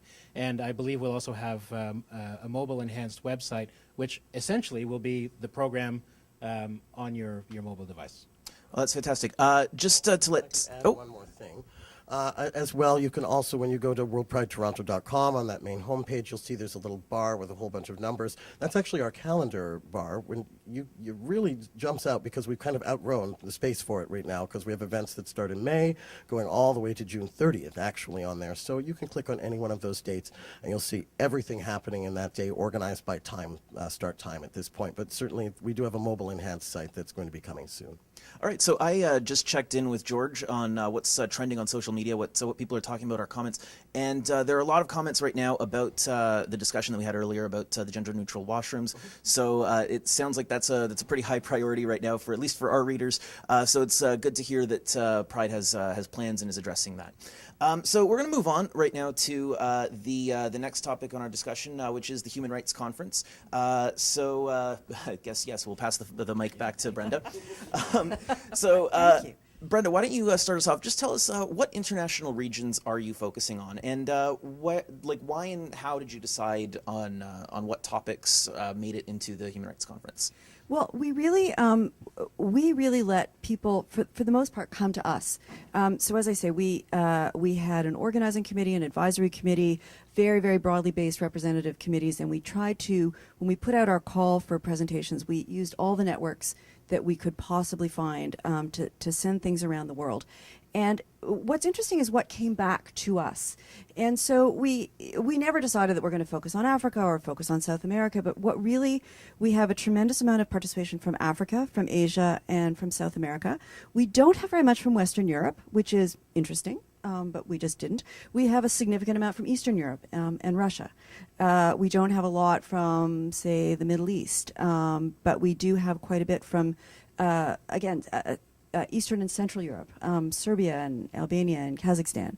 And so it was really about what came to us is what's reflected in the program. So since you mentioned the Middle East, we did have people commenting on this quite a bit. This is a direct quote of a question that we had for Brenda. Who will be chairing, moderating, or facilitating the session on Israel?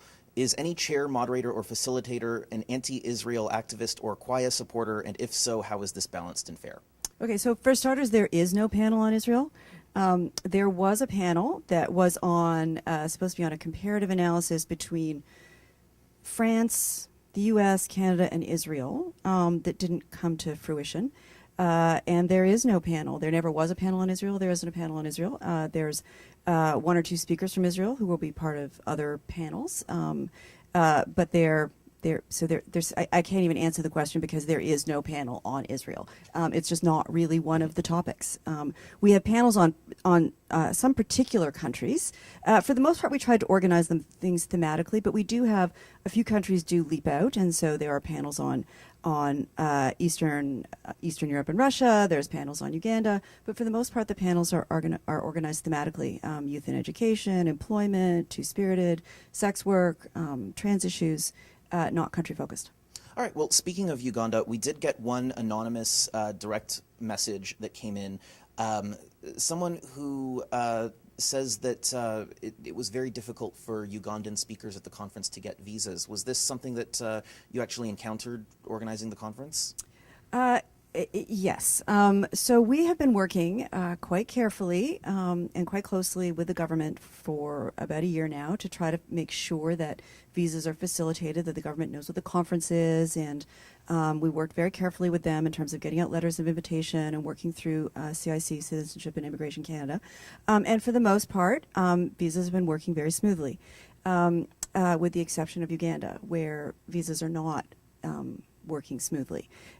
We were cautiously optimistic that this is going to be worked out. I think the caution is getting higher and the optimism is getting a little lower. I'd say we're getting increasingly concerned about folks from Uganda. Do you have any idea why the government has been so reticent to let people from Uganda in? No. We don't have any. We just get the participants who have been applying just get a basic form letter. That simply rejects them on a whole range of bases, but it's really just a form letter about purpose of travel and whether there's sufficient funds. Just a basic form letter. But there does seem to be a bit of there's been enough rejections that there seems to be a bit of a pattern here. And we're not having that problem for other folks, including from a whole range of other African countries. All right. Well, this looks like a topic that Xtra may have to delve more into. But let's move on for now. We do have another big world issue that is a perennial topic of discussion at Pride. I think some of you know what I'm talking about. We've alluded already to the Israel-Palestine situation. And this is an annual topic that comes up, the Queers Against Israeli Apartheid, and it's been moved on. Yes. So I guess this is for Kristen and Kevin. What is the situation? Are they marching? Are they allowed to march? What's the political backdrop right now? There's been, just so some background for some of our readers who might not be aware or who might be tuning in from outside of Toronto, Queers Against Israeli Apartheid is a political group that has been a bit controversial in the city. Certain city councillors have attempted to block them from participating in Pride, accused them of hate speech against Israel, against Jewish people, and city council has since, or rather the city solicitor has ruled that what they do is not hate speech, and city council has continued to support Pride in the meantime. But are we facing another challenge this year? I'll let you speak to the challenge maybe, and I'll just give a little bit of background. We will announce the list of registrants for the parade on or about June 1st. The registration is closed and we need to go through the list and prepare it before it gets announced. So I can't say whether or not Quaya is marching, but they are welcome to. There has been a long discussion about this. with some very hard feelings on all sides of the issue, of course. Sometimes we have groups march in the parade that disagree with each other, that have conflicting opinions or interests. Pride Toronto doesn't necessarily endorse any of the opinions or positions of the participants in the parade. We couldn't. Some of them conflict, right? So what we do is we provide a parade, we provide a march, and we provide an opportunity for people to express themselves, and we encourage them to express their sexuality and their culture, and you know, they'll do what they do. Now, there has been quite an extensive process with regards to Queers Against Israeli Apartheid, because there was a complaint registered in 2012, and all sides were given an opportunity to be heard and to make their case, and at the end of that process, some arm's length adjudicators determined that they in fact do not violate any of Pride's policies or the city's policies or laws, and therefore there was no grounds to ban them from the parade. So if they register, they will be welcome to march, unless, of course, they violate any of the policies and any of the laws. We do work with groups to make sure that when they participate in Pride, whether that's the parade or any aspect of it, they're made to feel as comfortable and welcome as they can. So when there are conflicting groups or opinions, we work very carefully to make sure that everyone is made to feel welcome and safe, and that they're not at risk or there's no threat involved. So I guess that's a bit of background. You know, we don't know yet. We haven't released the list of participants, but it is an issue that comes up. My sense is that people, while many still hold these beliefs very dearly, people really want to participate in this parade, people from all communities and all cultures. That's really grown. The enthusiasm has grown over the past little while, and people are looking forward to a wonderful, positive event where they can speak about their issues and express themselves, their communities, and their sexuality. Kristen, anything to add? I think Kevin has pretty much said it all. I actually have not heard anything. You haven't heard anything from other city councillors who have in the past had an issue with this? No. Okay. Can I ask a question about that? So you were saying that you don't endorse the people that are marching in Pride, but yet at the same time you're also saying that if a politician was to march in the parade, they would have to accept and basically endorse what Pride is about, what that parade is about. So what are they endorsing? What are they supporting if you're not endorsing the people that are marching in the parade?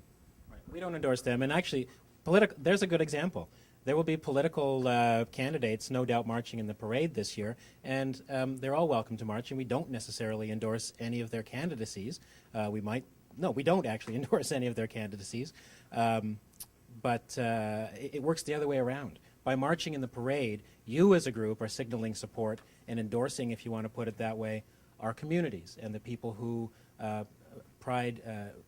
the people who've built Pride over the years and the communities that it serves.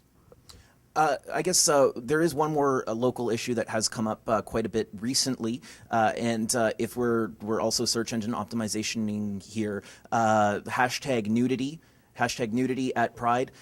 We've had Toronto school board trustees complaining about the nudity at Pride. We've had a certain city councillor who's come down to the Dyke March to videotape participants.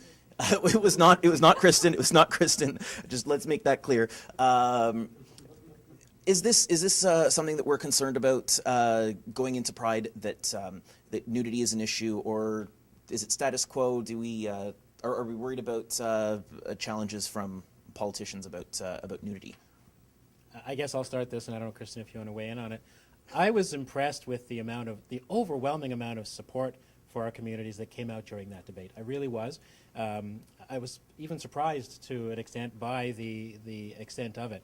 You know, Pride, again, registers groups and requires that they adhere to policies and to the laws. We don't interpret laws for people, and I know there are very varying interpretations of those laws. We also don't enforce the law as an organization. So people, if they want to participate, will come and participate and express themselves and their sexuality as they see fit. That said, of course, an awful lot of attention in the media gets drawn to this when it's really not. You know, if you just watched some media outlets, you'd swear that's all that's happening at Pride. What's really happening at Pride is 1.2 million people over the course of 3 days, families coming, 6,000 children and their families coming through our Family Pride. They come year after year because they feel welcome, because they feel supported, because they want to show support. That's what's happening at Pride. But all the repressed homophobes want to see pictures of the nude guys at Pride, right? Like, isn't that what it is? Isn't that what it's about? Perhaps. I'll leave the interpretation All to right. you. Well, we have a question actually for Brenda that's come in from social media. This is just a question of clarification about the visas issue for Ugandan speakers at the conference. Some of the people on social media want to know, is this the government of Canada who's denying entry visas or the government of Uganda who's denying exit visas for these people? This is the government of Canada denying entry visas. All right. Well, that is certainly worrisome right now. So I guess we'll check in with. Is there anything else coming up on social media right now?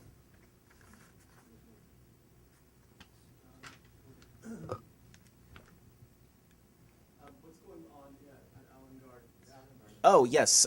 So people want to know more about what's going on in Allen Gardens. You mentioned that that's going to be a new venue this year. That's actually really exciting. It sure is. Well, we actually started using it a couple of years ago with the Dyke March team. So they were doing the rallies there and stuff. And, of course, the Dyke March is going to be stepping off from Allen Gardens again this year.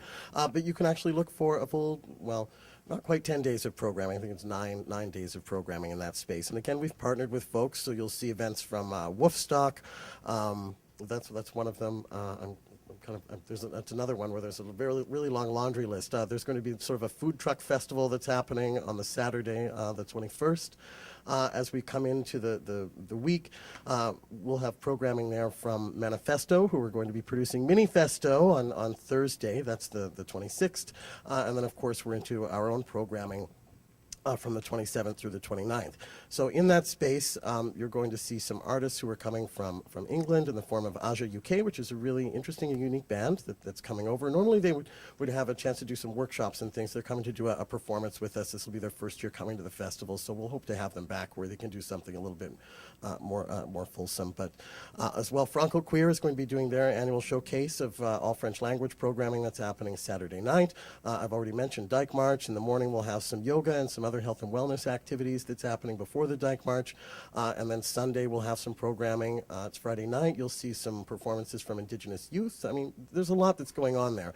Things with a social justice edge. You'll see some of the church groups in that neighborhood coming in to do some concerts. There's a lot. And then, of course, just, being in that space, and it's beautiful. And Kevin. There's another story happening there that I'm glad you've raised this, because I was surprised to learn, and sometimes I'm wrong, but I've been led to believe by many that the faith communities, the LGBT faith communities in Toronto, have never worked on an event together like the Interfaith service that they're planning on having. And I think that is a fantastic story, particularly for World Pride, that faiths from across the religious spectrum are cooperating and collaborating on an interfaith service and events over the course of World Pride and at Allen Gardens. And I think it's called One Song, Many Notes. I hope I've got the name correct, but I hope that people of faith who are looking for something to attend consider that as well. All right, I think Roland wanted to add something. I just have a follow-up question about the Allen Gardens. Is it a fenced-off area? Okay, good. So you can just walk in there. That's amazing, because I know a lot of people can't stand waiting in those lines. Thank you. All right, well, we're going to move on to our next topic, which is how do we make the gains that we make at World Pride stick? And we've got a first question, I believe, is coming in for Michael. So if you can pass on pass the baton down. Michael, there's a lot of interest right now in a lot of the changes that are happening in the Church and Wellesley neighborhood. Some of the beautification projects going on. We have the Church Street mural project, which is ongoing. A lot of people don't realize that it's actually not finished yet. There's still two murals left to be installed, one to be finished. There's all sorts of stuff going on in the neighborhood. Can you speak? Rainbow crosswalks. Can you speak to some of the beautification initiatives that are getting the neighborhood ready for Pride? The one that's sort of on my desk at the moment is the mural that's going up on the north wall of the 519 Church Street Community Center. It's a photorealistic mural based on the images that I've been presented with, and that's quite an exciting piece of work. It's a slightly different presentation than we've seen in some of the other mural projects that have happened. The Church Wellesley Village BIA has been acting as an agent to facilitate the management of the funds that have gone into the mural project, and so we do get to see all of that work as it's in progress. The new mural on the 519 Church Street Community Center will be up by the end of May? Yes, hopefully. Ish? By the end of May-ish? Weather dependent, obviously, but I've seen the scissor truck is in, and so that means that they've been out shopping for their paint, so that is actually in progress, and we should see something very soon with the transformation of that north wall. Oh, that's fantastic. Actually, for our viewers who are in Toronto right now, you can pick up today's issue of Xtra, just hit the stands, and it has an oral history of the 519 written by yours truly, or compiled, I guess, by yours truly. And it actually has a whole bunch of pictures of murals that have been painted on the 519 going back to the 1970s when it was first established as the 519. So you can see a bit of a history there. And Kristen, I think you wanted to add some... I was just going to say that we actually have 2.5 pieces left to go. So one is the John Cunha piece, and in collaboration with Cristiano de Aruja, which is going to be on the north wall of the 519. And it is this in the style of photorealism. It is also a mural that sort of lays out the history of the lesbian and gay movement. And what we did was we actually brought together a number of pioneers, folks who actually were really active in the sexual liberation movement. We introduced them to the young artists, and they told them the stories of, being in the bathhouse raids when the police were breaking down the doors. They also expressed, what they felt when they were chaining themselves to the Ontario Legislative Assembly, with respect to the equality marriage battles there. And those young artists took those stories and then gave them visual representation. And so that's what you now see that's been unfolding in the village for the past year now.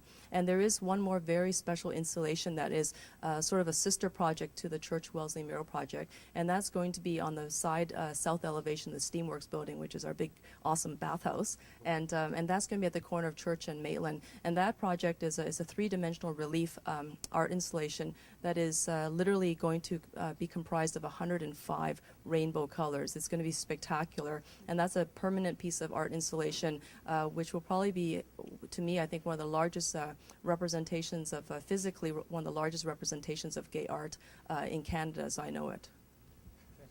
I just should mention, again, there's so much you can't just call it all to mind, but Cawthra Square Park itself and the renovation is something that will last for a very long time. That was much needed improvement. It's going to be done just in time for the world to come and see it for WorldPride. And there's actually a few more things. So we are also, and it's also because it's important, because one of the things we wanted to do is brand the city. We wanted everyone to know that WorldPride was coming. So there's hundreds of banners with the WorldPride logo announcing that the city is hosting this. That's going to be like unfurled right across the city in iconic destinations.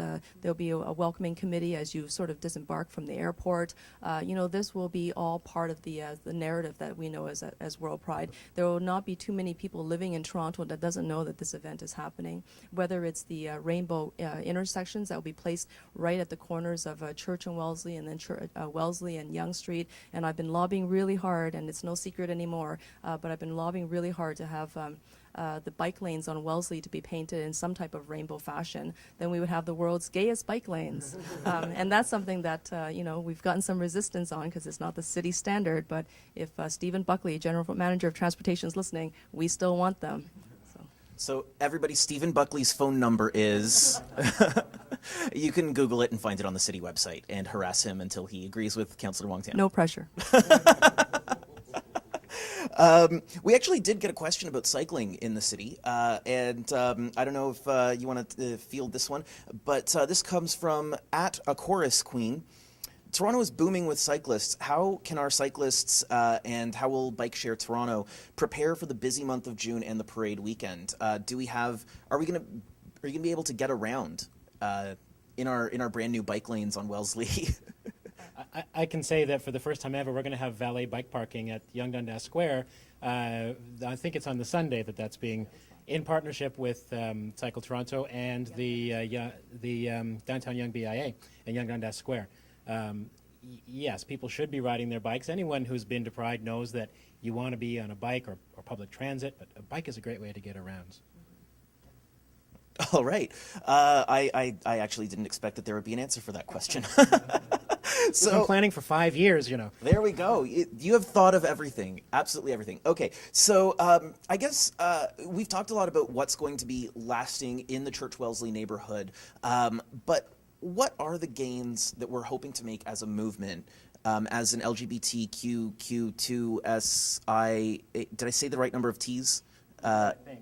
And A asterisk. I can't do it backward. I'm sorry. No.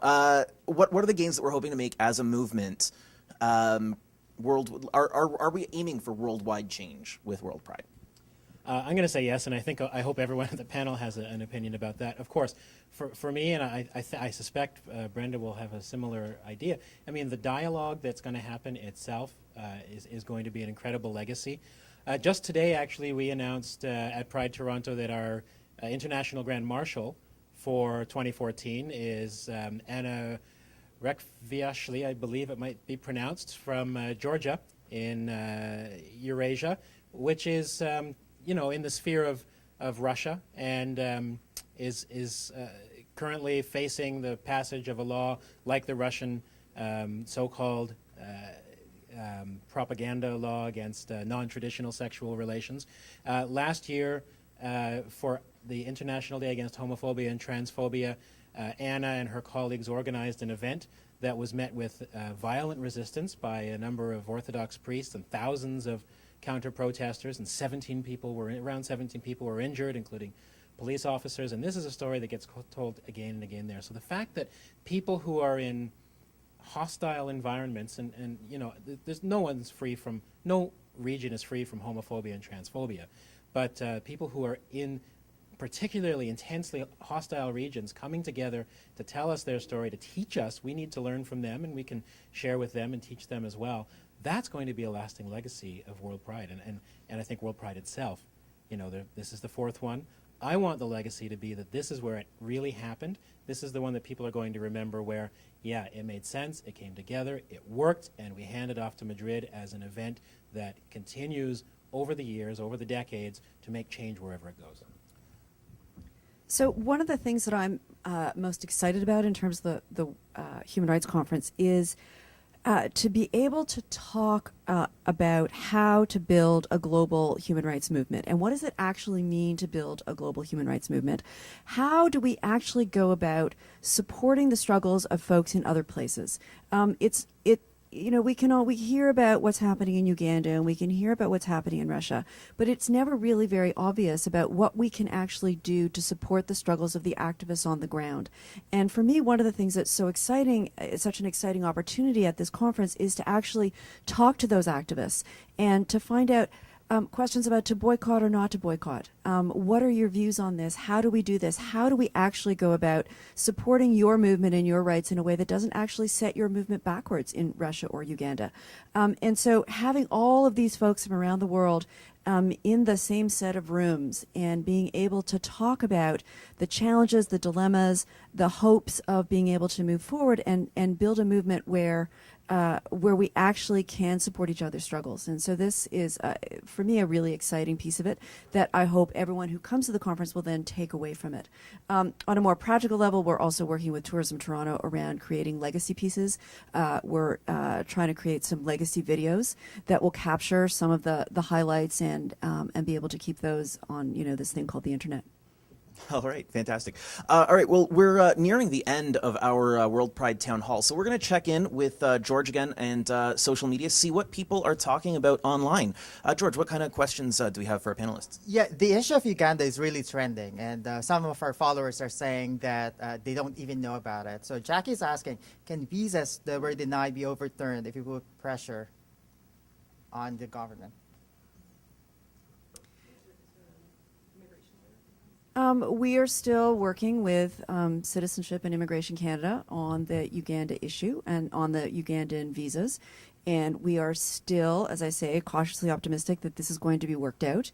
But it is challenging. All right. What else are people saying? There's just one last, a couple of our followers asked. So they don't live in Toronto. They live in Etobicoke, Mississauga. So what can WorldPride offer them?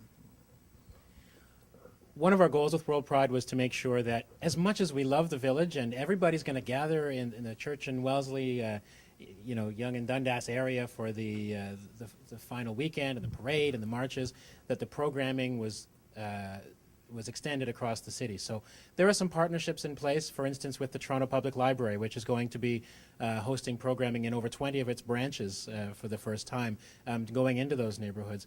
We're still open to partnerships, of course, with sometimes it's business owners, and I know Michael can speak to the fact that it's often the bar owners or the restaurant owners or the coffee shop owners who have these places where people can gather in neighborhoods and build community where they live as well as in the downtown. I hope that there'll be a lot of that going on. There are partnerships, again, around the city and across the city. When I look at our map, which would come out in the Pride Guide, we've got little flags at events happening, and they're all through the city.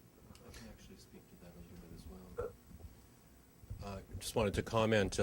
I'm fairly new at this job. I came into the Church Wellesley Village BIA General Manager's role at the beginning of April, and I had the good fortune to be able to attend the Toronto Association of BIA's annual general meeting very, very recently, and was quite gratified by the number of BIA representatives who approached me, asked me about World Pride, asked me about ways in which they could get a message to their business owner members about ways that they could leverage their involvement and show some solidarity with the core values of the World Pride activities.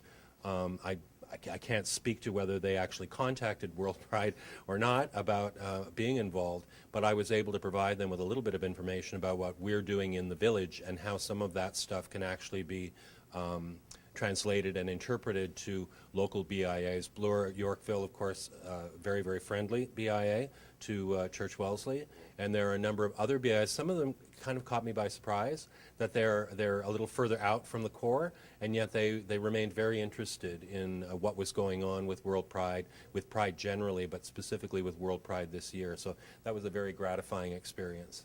I think both of us can. How exciting. I mean, and don't forget about our street fair and community fair, which is also expanded a few blocks further north this year. And you'll find that there's so many organizations and businesses that are going to be participating who are from the outlying areas or suburban areas around. I mean, you'll be able to check in and find out about things that are going to be happening. So like Pride Week in Peel, I know that they'll be well represented at this street fair. So you'll be able to find out about things that are actually happening in your areas outside of the downtown core at this festival. So if you do come down, you'll be able to check out what you can look forward to later on in the summer in those spots. I also think that from the City of Toronto's perspective, what we were seeing is with respect to application for grant money, cultural grant monies, we were starting to see organizations outside the downtown core, especially neighborhood-based arts organizations that had applied for money, they were granted those funds, organizing special neighborhood area-specific, regional-specific events. And so we know that the power and the strength of World Pride is definitely leaving the downtown core. Obviously, it's going to be festival central, but a lot of the organizing, from what I can tell, is starting to move into areas well beyond the downtown perimeter. And one of the areas that is not downtown but is going to host a very significant event is Casa Loma. And it is, Canada's one of the few North American castles built in 1914, elected to be finished. And they're hosting, hopefully, what will be the world's largest Pride wedding. And we have over 130 couples that have now expressed interest in coming to Toronto and being married here. And we have couples as far as Macedonia, Serbia, Ghana, Guyana, Brazil, Mexico, China, and the Philippines, and of course, across the America and in Canada. And so that is also happening on top of everything else. So we could end up having a legacy where we set a new world record on the largest, most elegant, grand Pride gay wedding. Okay, we got one final question, and this one, I guess, is it's for Roland. Yeah, you're going to take us home. I'll take you home, maybe. So we've had a lot of comments on our stories at dailyxtra.com. I don't know if it's been coming up in the social media tonight, but certainly we've had some concern from people in the community that the community as a whole and parties at Pride are really only designed for gay white men. Do you feel that you've been writing about prides and parties for years and years and years in this city? Do you feel that the party scene at Pride is welcoming to all? Well, as a gay white man myself, no, I believe that there are parties for everyone, and Toronto is one of the most inclusive cities, gay and straight, in the world. I mean, I've gone to other cities and other gay meccas in other cities where it's very, divisive. Toronto is not like that, but there are parties out there that, if you're a part of the Asian community, there are monthly Asian parties. If you're a black man, there are black parties. But that's not what Toronto's about. It's a very inclusive environment, and there's mixture all over. So if you're looking for a party that suits you, it's out there. There's no division, unless you want there to be division. And even when there is division, there's still that mixing, that merging, that sort of, that flow, that ebb and flow that happens. So everyone should feel comfortable going to every party that's going on during Pride. There are no barriers. There's no color barriers in this city. Not at all. Like DJ Black Cat's parties are primarily black men and lesbians, but there's white people there. Asian Express has their monthly parties, which is geared to the Asian community, but there are tons of white people there. There's tons of black people there. There's tons of Middle Eastern people there. If you go, I know what people are talking about. They're talking about places like maybe Fly or the major gay parties for Pride, which is Prism. Yes, their marketing is a bit, standard in terms of, we're just going to show a hot white guy there on our posters, but that, unfortunately, they know what sells. They know what draws the majority out there, but that's not the only person. That's not the only people that go to these parties. So there's mixtures everywhere. So even those parties you say are mixed. Yeah, exactly. I go to them all. Yeah. Kristen, you can answer this? Wow. I also am not a gay white man, but I can say that, with respect to the city of Toronto, what we see here is oftentimes social integration. And I think that, when I evaluate, a fabric of a city and how successful a city is, it's oftentimes of how we accept diverse communities. And Pride itself has one of the most diverse festival footprints, not just in terms of programming and cultural or with respect to parties, but just in terms of who shows up. You literally see people of all ages, all shapes, and all sizes. And I cannot say the same of all our festivals. That's, I'll be very honest. But when it comes to Pride, everyone is here, and everyone belongs here. And I've never once felt uncomfortable at a party at Pride. And I've gone to a number of them myself, not to date myself, but I've done it.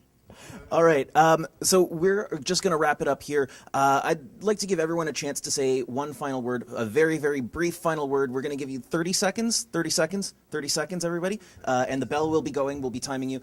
We'll go down the line, and if you have anything else you'd like to add, anything you'd like to share about World Pride, Michael, start us off.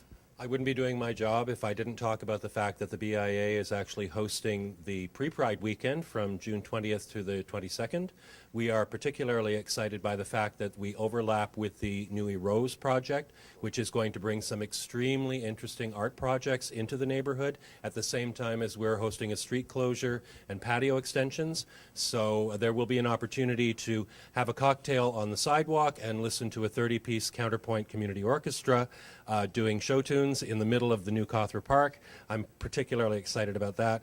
But we are looking forward to inviting the city to come and party with us in a more low-key way the weekend before Pride. That's all I'm going to say. Thank you. There's really so much that we couldn't even cover it, even in the time that we've had allotted here. So, I mean, there's so much to look forward to and so much we didn't get a chance to touch on. We're looking forward to presenting one of the most accessible, diverse, and incredible festivals that this city and probably this country have ever seen. With amazing artists, and I encourage everyone to look for the announcements that are coming out on the morning of the 22nd of May, where we'll be doing our media event at TIFF Bell Lightbox, so certainly you're going to get the full list of headliners, and I know everyone's really curious about what that's happening, or what's going on with that, and we'll have some really amazing stuff that's coming up, and the partnerships that we've put together have been unbelievable and groundbreaking, and I think I better leave off there, because I just would keep going. That's great. The City of Toronto is doing something very different this year, and it's actually a very neat little project. We're branding condoms. We're actually putting the City of Toronto logo with World Pride colors all over condoms, and we'll be distributing them all over the city. So enjoy the parties. Definitely come and visit Toronto and pick up some condoms and use them. I said we've been planning for this for 5 years, but really our communities have been putting this together for the past 40 plus years. It's been an incredible effort on the part of people who came long before me, and we have me and TK and a staff and a board of directors and 2,000 volunteers who believe passionately in this event, in Toronto as a host of this event, and want it to be a wonderful celebration, a great party, but always with our communities and our human rights at the core of what we do, whether we're in a session at the Human Rights Conference or we're dancing when maybe we were told once we weren't supposed to. That's what this is all about. This is a global movement. Toronto is going to be the nexus and the host for that this year, and I hope you're going to join us and have a great time. You can dance if you want to. You can dance if you want to. At the World Pride Human Rights Conference, every day, it goes for 3 days, but every day we have a big public plenary session from 4 to 6 every day. It has some just extraordinary LGBT global leaders. So we encourage you to come out and just come to one of the sessions from 4 to 6 every day. You can find particular information on our website, but it's a great opportunity to just come and hear some truly extraordinary stories of global LGBT leaders. World Pride, it's like a box of chocolates. You never know what parties you're going to get. Unless you do some planning ahead of time. So I suggest, not just for the parties, but I'm about the parties, but take some time, plan out your agenda ahead of time, know where you're going. It's a big city. The parties are going to be spread out all across the city, so know where you're going. Also, get some rest. No one wants to see a tired guy or girl trying to hit on them at a club. It's not pretty. That's it. All right, thank you so much. Thank you to all of our panelists for joining us today and for all of the tremendous work that you guys are putting into organizing World Pride this year. Thank you so much for sticking with us and watching our town hall. If you'd like to hear more about World Pride, keep tuning in to dailyxtra.com. We'll be reporting all the news and all the exciting events and photos from World Pride leading up to World Pride, during World Pride. We'll be your go-to source for that. So keep tuning in to dailyxtra.com. You can pick up Extra on the streets. Our new issue is out today. And thank you so much for tuning in. Have a great night. DailyXtra.com. Everything news. Some people are uncomfortable with the word gay. Everything life. I consider my life to be a lot of drag. Everything travel. Museums and galleries, some of the best in the world. Christiania is a hippie city in the city of Copenhagen. Everything events. It's a bit of a shindig for Puffs, Dykes, anybody who wants to come along and join us. Everything gay, every day. DailyXtra.com.